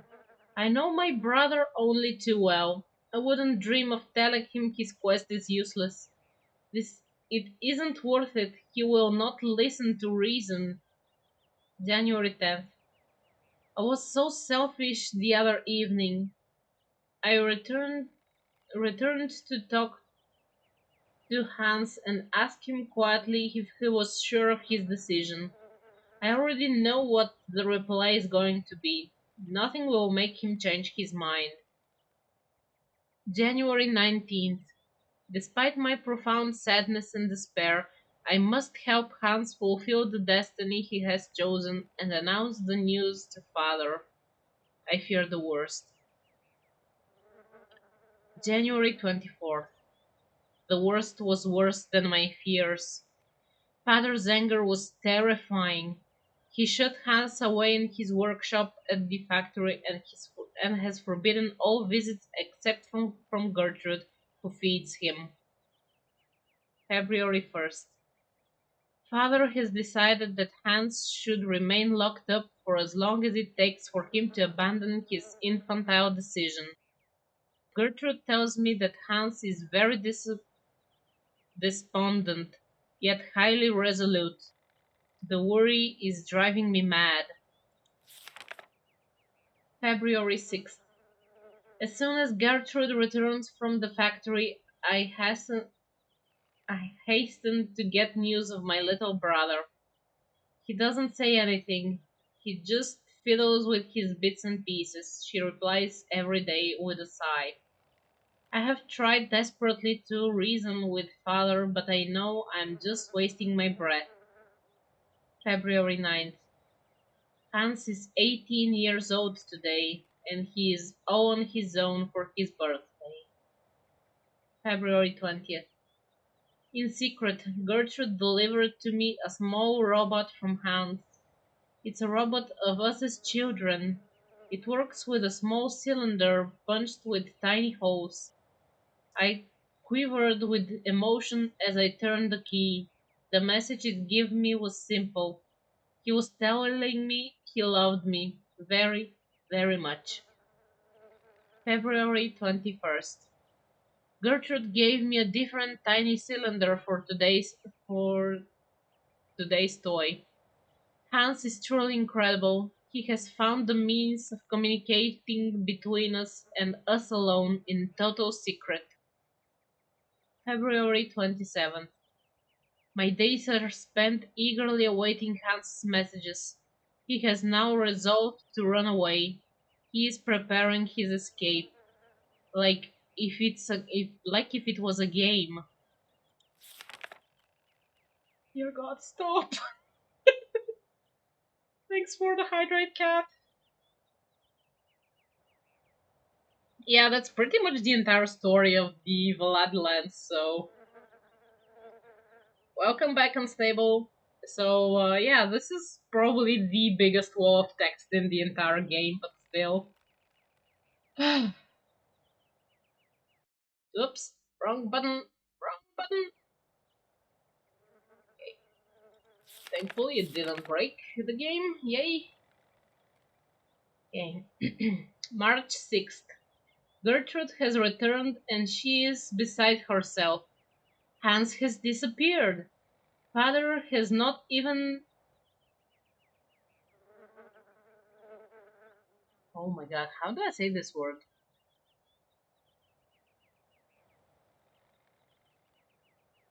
Deigned to return to the workshop where he locked up his son, nor find out how he managed to escape. He just gave me a black look as if he knew we were up to something behind his back. March 7th. It's beginning to dawn on me that Hans has gone.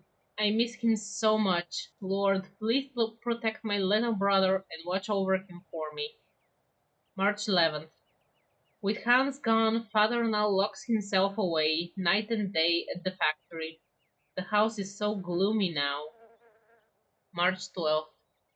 This morning I caught Father in the drawing room installing a coffin on a trestle. The sight of it made my blood freeze. What on earth is he up to? My questions meet only with stormy glance and a permanent black countenance. March 13th. Behind closed curtains, the drawing room with the coffin surrounded by huge candles has become a veritable funeral chamber. March 14th. This is ghastly. I have just understood what Father is up to. This morning, the priest came to pray before the coffin, and I finally caught on. Father is in mourning for the death of Hans. Father made the priest believe that his son was dead. How could he do such a thing? March 16th. In the madness occasioned by his grief, my father grows ever more cold and calculating. He contacted his old friend, Dr. Schmoll, who duly drew up a bona fide death certificate without even seeing the body. I dare not imagine what yarn he spun. March 17th. Hans's funeral will be officially held next Sunday. Father strictly forbade me to attend. This sordid masquerade makes me feel ill, but I cannot denounce the subterfuge, or else I will display my father's mental instability to the world. The shame would kill him, that much is certain. March 23rd. I have to get away, far, far away. April 23rd. No, I will not leave. I have thought long and hard. My life is here, next to my father. He needs me so too much now. The factory needs me, because father is incapable of running it now. Besides, I can only find peace of mind among Hans's automatons. And how shall I know when he has sent me new ones if I am not at home to receive them? No, I shall not leave. My destiny is to remain here and keep watch. Oh dear God, it's over.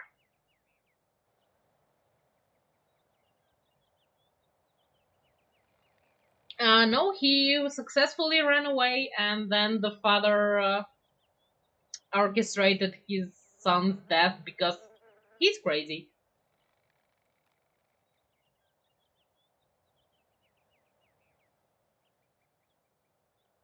Uh, Wait, the cat's broken? Still broken? I think it fixed itself. Thanks for telling me the cat was broken, but I didn't read the chat. Whoops. Oh well.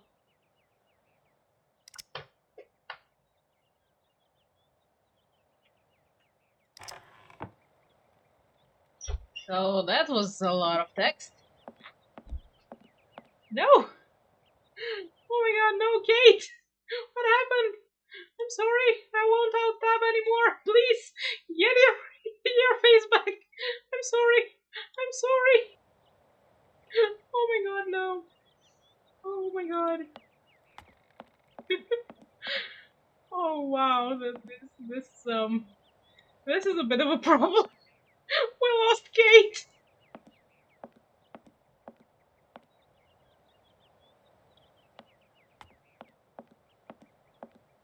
Yeah, he just disowned him because the boy ran away. Let's try to get her in an animation. Maybe she'll get her face back. Oh god, Kate, why? I have to restart the game?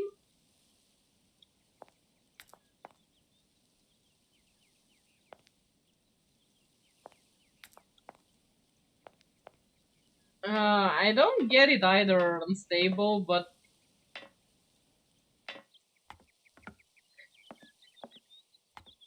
okay, let me first do the most sensible thing and save the game.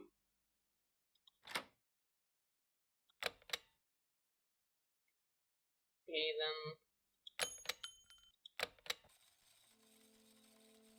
maybe if we go to the menu and back to the game, she will get her face back? No?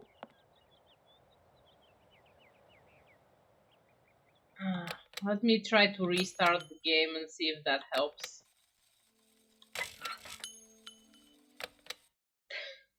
That was interesting.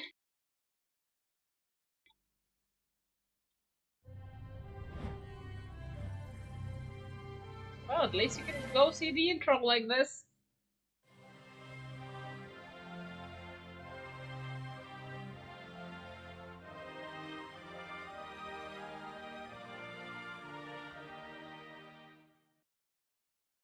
And now the game has a little moment in which it's frozen until it kicks in and starts.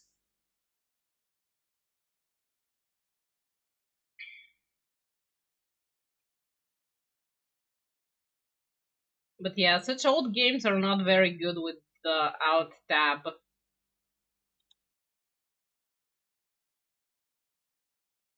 Sadly. Come on, game. Kick in. You have like 10 more minutes. Let's hopefully play them with the face.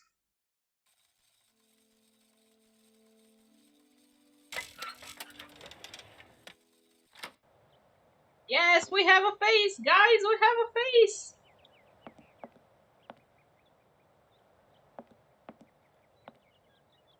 I should be super careful not to out tab, but I was doing key combinations while this and that.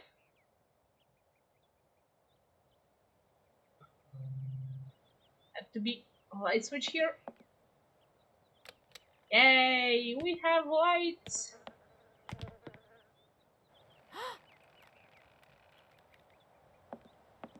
Mammoth. You draw mammoths for Momo? Ah, Momo, it's you. You scared me.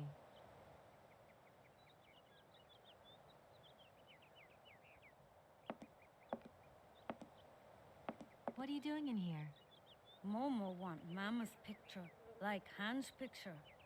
Sorry, I haven't got a picture of a mammoth with me. Take paper and pencil and draw Mammoth for Momo.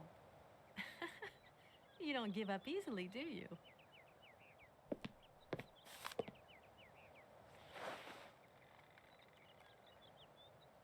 Tell me, Momo, did you come here a lot with Anna?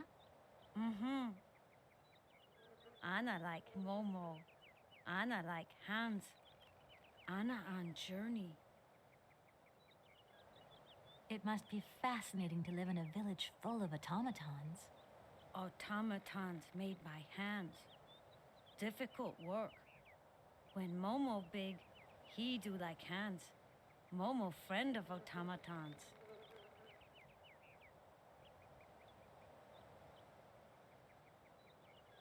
I saw Miss Windows XP, it was so good. What's going to happen to you now that Anna is gone? Momo big now. They want Momo live at inn. Momo don't want. Momo take care of Momo. From what I've Bye, seen, Momo. you look pretty resourceful. Do you know if Anna came here often with Hans? Momo want Mama's picture. Like Hans' picture.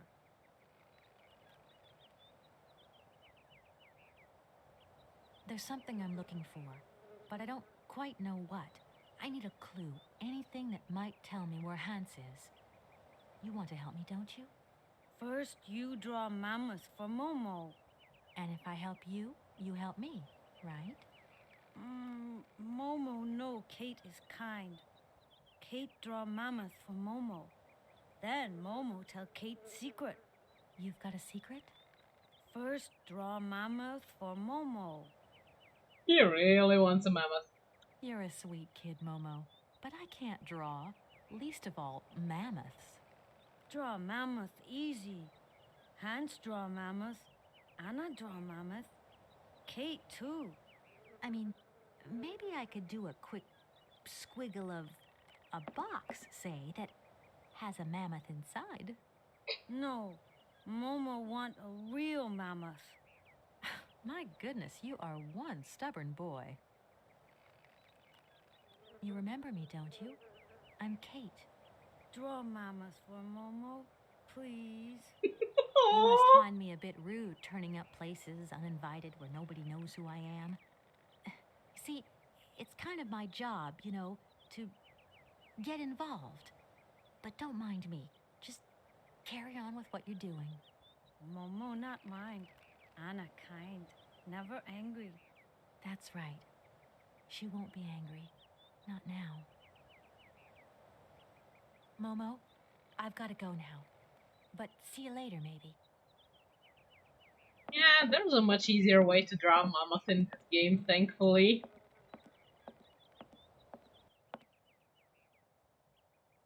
Just find it.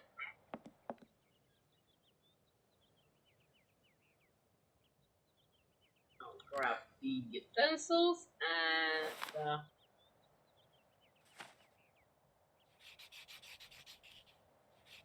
kidnap another person's drawing of a mammoth.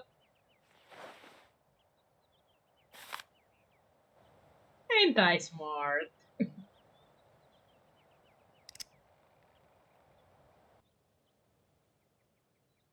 Good job, Hans. Thank you for solving my much later issues with needing to draw a mammoth. Yeah, go tell that to Momo. He'll be happy with anything.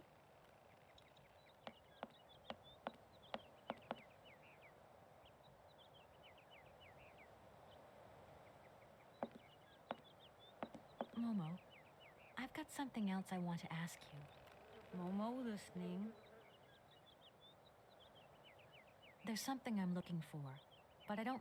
First, you. And if I help, you've got to see. First. Hey, give You're him a the sweet thing. kid, Momo. But I draw. I mean, Hey, Momo. where did you put the mammoth drawing then? Why did you put it in your papers? Ah, stupid woman.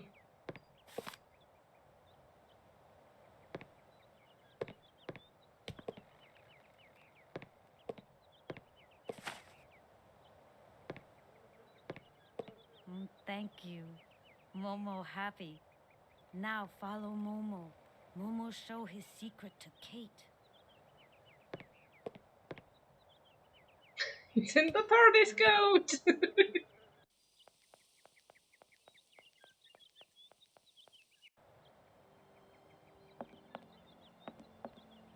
Well, we won't be leaving Paladiland in this stream, that's for sure. There's so much more still to do here. I know, right? That's why I told you I would never get on that crazy ladder. That woman's brave.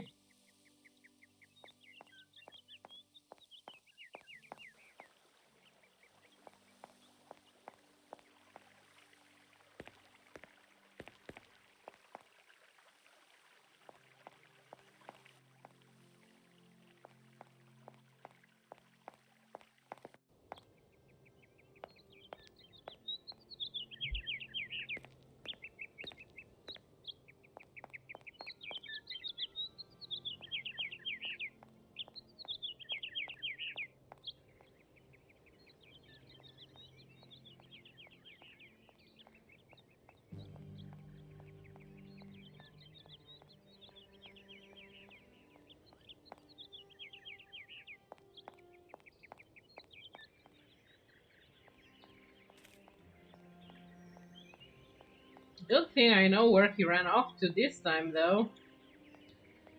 First time took me forever to find him.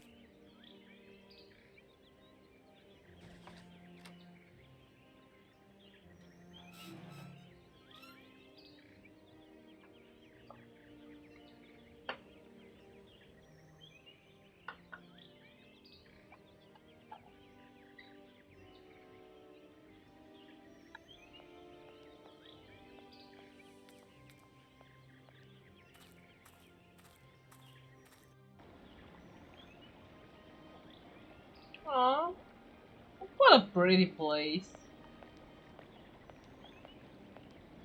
Pretty nice canal.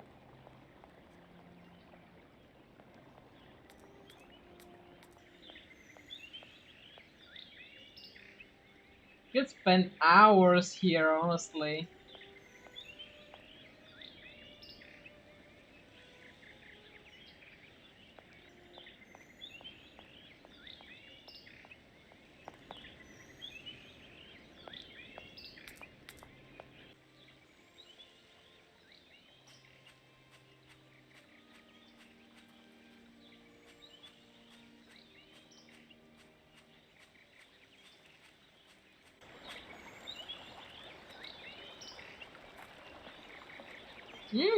Yeah, exactly.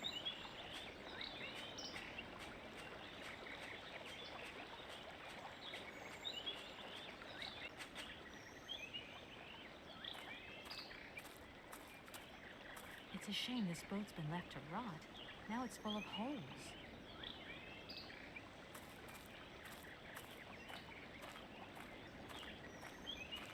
It's Syberia, walk a while while I watches you.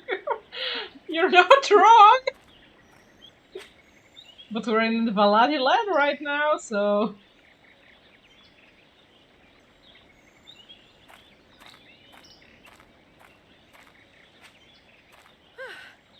There you are, Momo. This is some walk you've taken me on. I've got to say, though, it sure is mighty pretty. Momo come here often. Momo like make splash in water.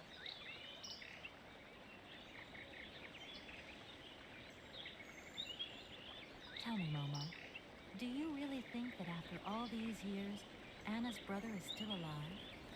Anna always say hands go away, but hands come back maybe. You are a strange one, Momo. I'm beginning to see why Anna Vorarlberg liked you. Momo, Momo look like Hans. Momo very proud.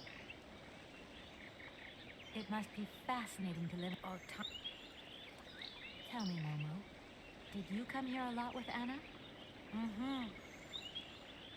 Anna like Momo. Anna like Hans. Anna on journey. Nice path, Gamby. Welcome to the stream. Right. Now we're here. What do we do? Kate and Momo throw stones in water. Momo, we're here because of the cave. Something to do with the cave. Momo and Kate, friends.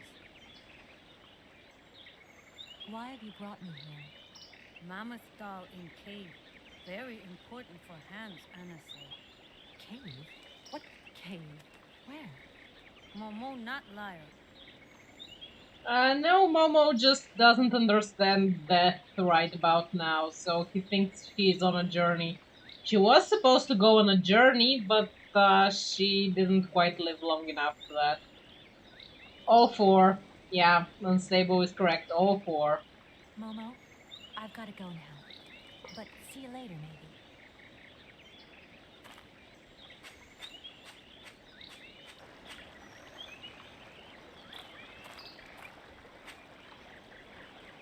Missy just refuses to get her feet dirty.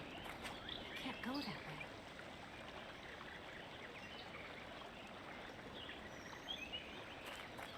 way. Yep, we finish all three dungeon sieges. And this one has four, so we'll play four Siberias. I know, right? It's not even all that deep, but I'll go through such crazy thing to go to that place, so... I'll get there anyway.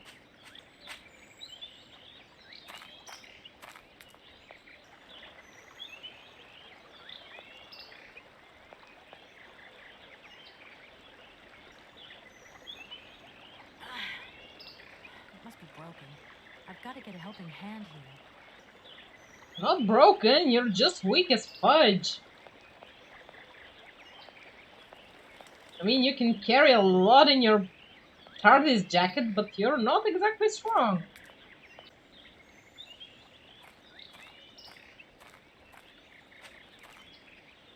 Momo, I've got some... Momo this Can you help me, please? what do? Help me open the dam. Momo strong.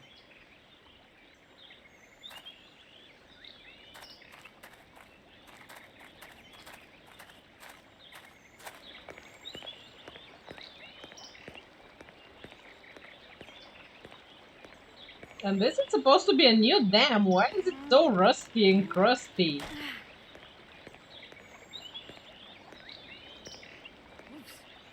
Oops.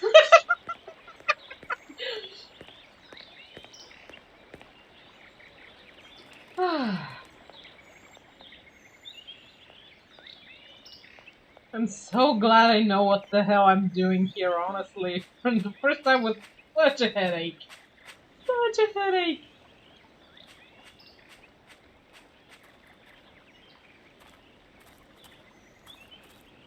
And look her shove a whole fucking oar in her jacket. I could use one of the oars from this boat as a lever. But how am I ever going to get a hold of it? That she won't... What? She won't reach for the thing?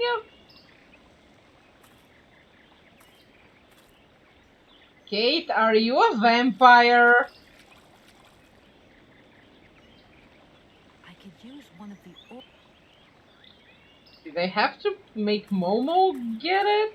No, I think she needed something else. Oh, for fudge's sake.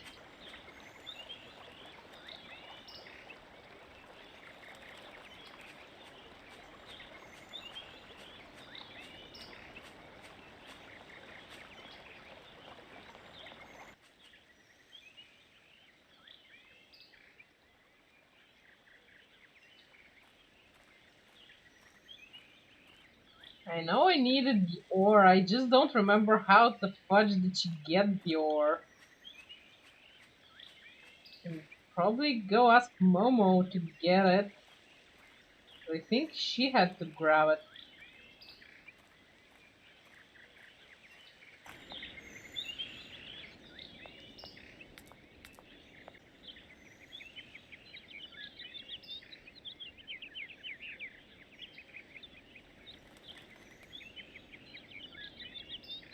God, I really don't remember. Anyway, it's nearing the end of the stream, so let's go try and ask Momo. And if he won't help with grabbing the ore, we can just end the stream and I'll check how the fudge did we get the ore for next stream.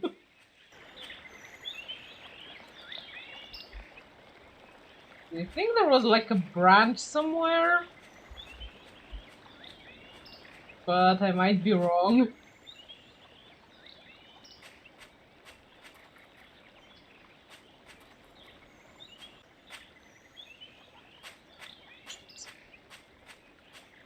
Wait, didn't he throw away the piece of the thingy? Okay, a piece of a thingy. So let's shove this huge piece of wood in the chest. So we can grab and shove a bigger and a whole lot wetter piece of wood in the same jacket. Can you at least hold it for 5 minutes?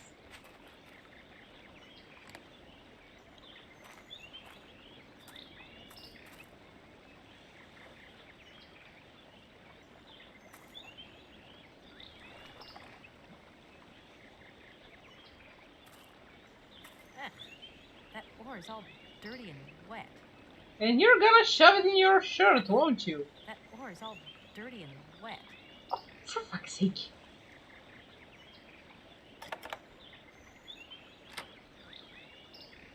Can I ask Momo?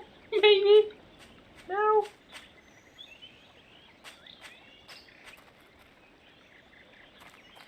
Momo, I've moved the ore nearer. Be a good boy and carry it for me. You bitch! Oh my god, you're such a bitch. At least she didn't shove it in her jacket. I'm really starting to wonder why she needs a suitcase because everything fits in that fucking jacket.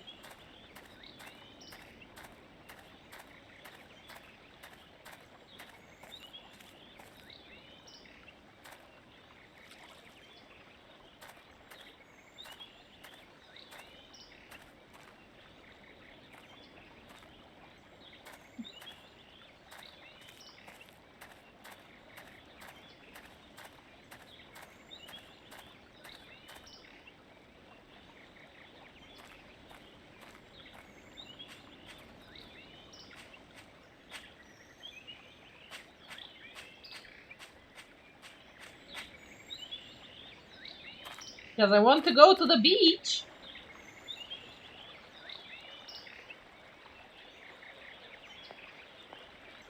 That looks broken.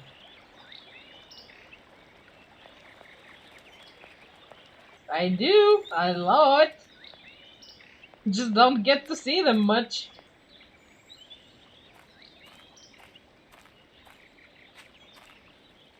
Momo, I've got Momo. Can you help me, please? What do? I need a hand opening the dam.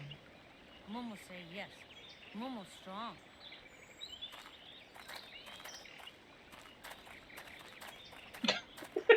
There's something appropriate in her coat.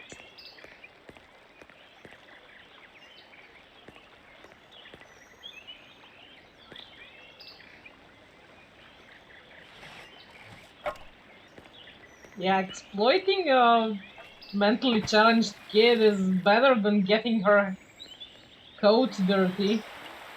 Go, kiddo! Aw, you're such a good kid. Momo very strong. Thank you, Momo. All of that just so she won't get her boots dirty. I'm not a fan of our character, but she does act like an American, so...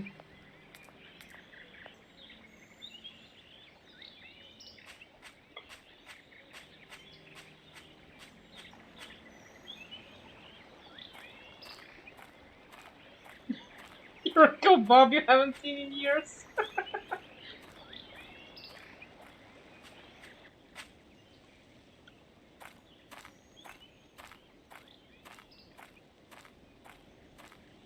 You'll be fine, Unstable.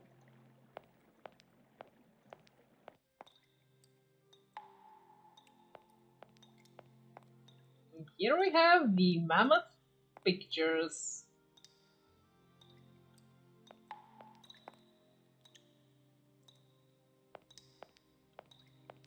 And because of the flood, the goddamn doll is down here and we can take it without having to climb something. Yay! Yeah, one can see why Hans was obsessed with them after seeing them. And the doll used to be on top of that, I'm guessing, considering he fell off of something. I'm taking a wild guess the doll was on top of this thing or something similar. But yeah, there's quite a lot. There's like, you know, older ones here. There's more detailed and shaded ones here. There's some more over here. Quite a few things. Thanks for patting the cat, Gamby.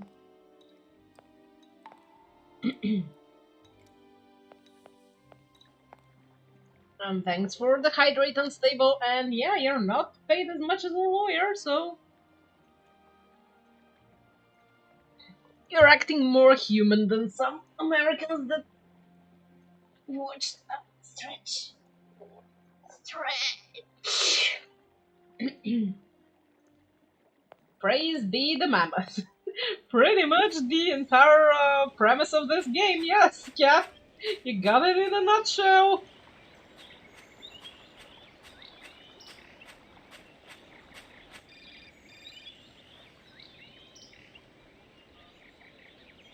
Hello? Kate? Is that you? Well, yeah, who did you think it was?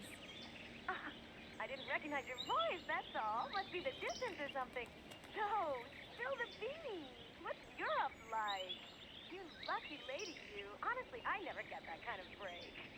Well, so far all I've seen of Europe is this tiny village, and frankly, they're not very hospitable. The whole case is getting really complicated. There's this surprise heir I've got to find. No.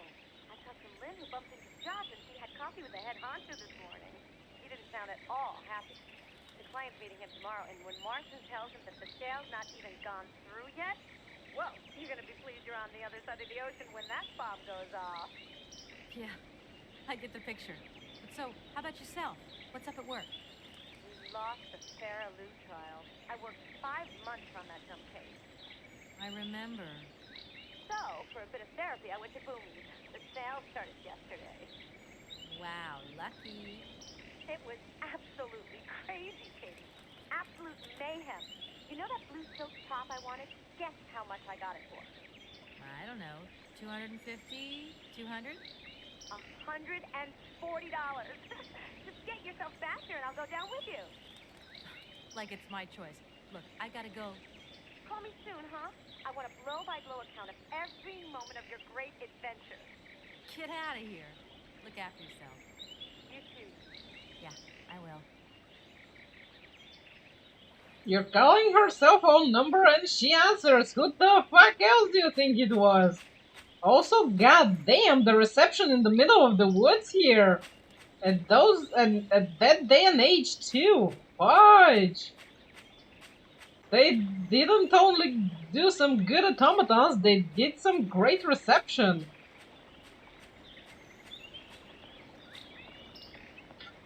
Stable's gonna kill something.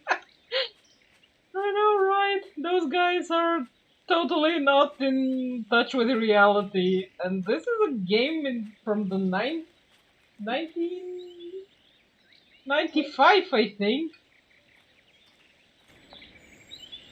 So, if it sounds ridiculous now, imagine how it was like 30 years ago.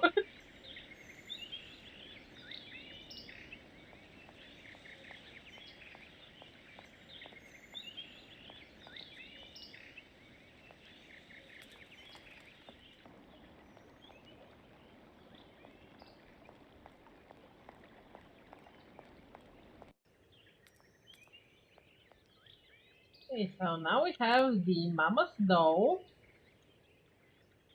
And not much to do with it right now, honestly.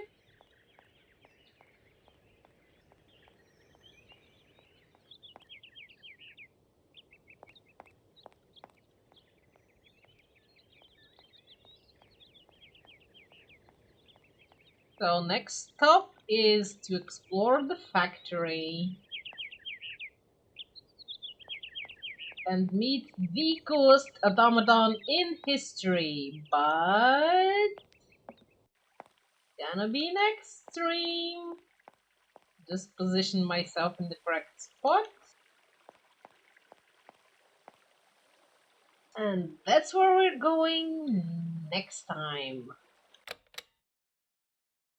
I know, right? I'm evil. Evil.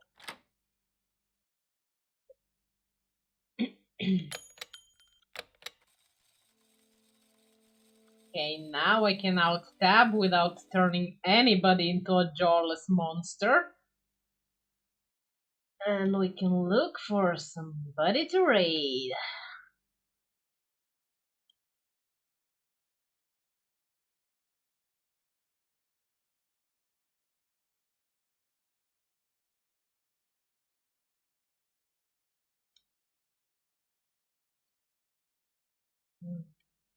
Twitch, where's Twitch? There's Twitch.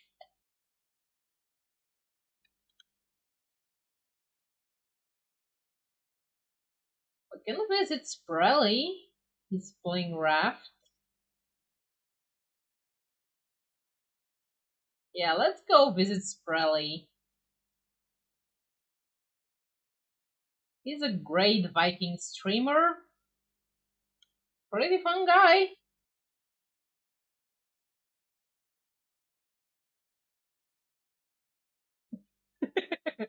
Well, I have my secrets unstable.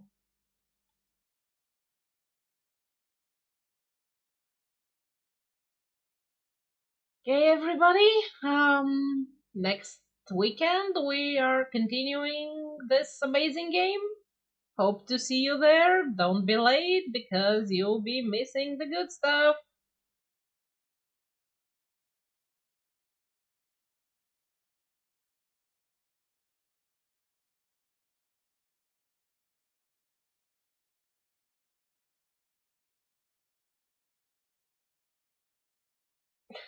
I have no idea who's the Victoria you mean, but okay. Until next weekend.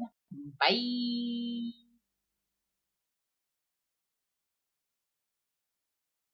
Okay.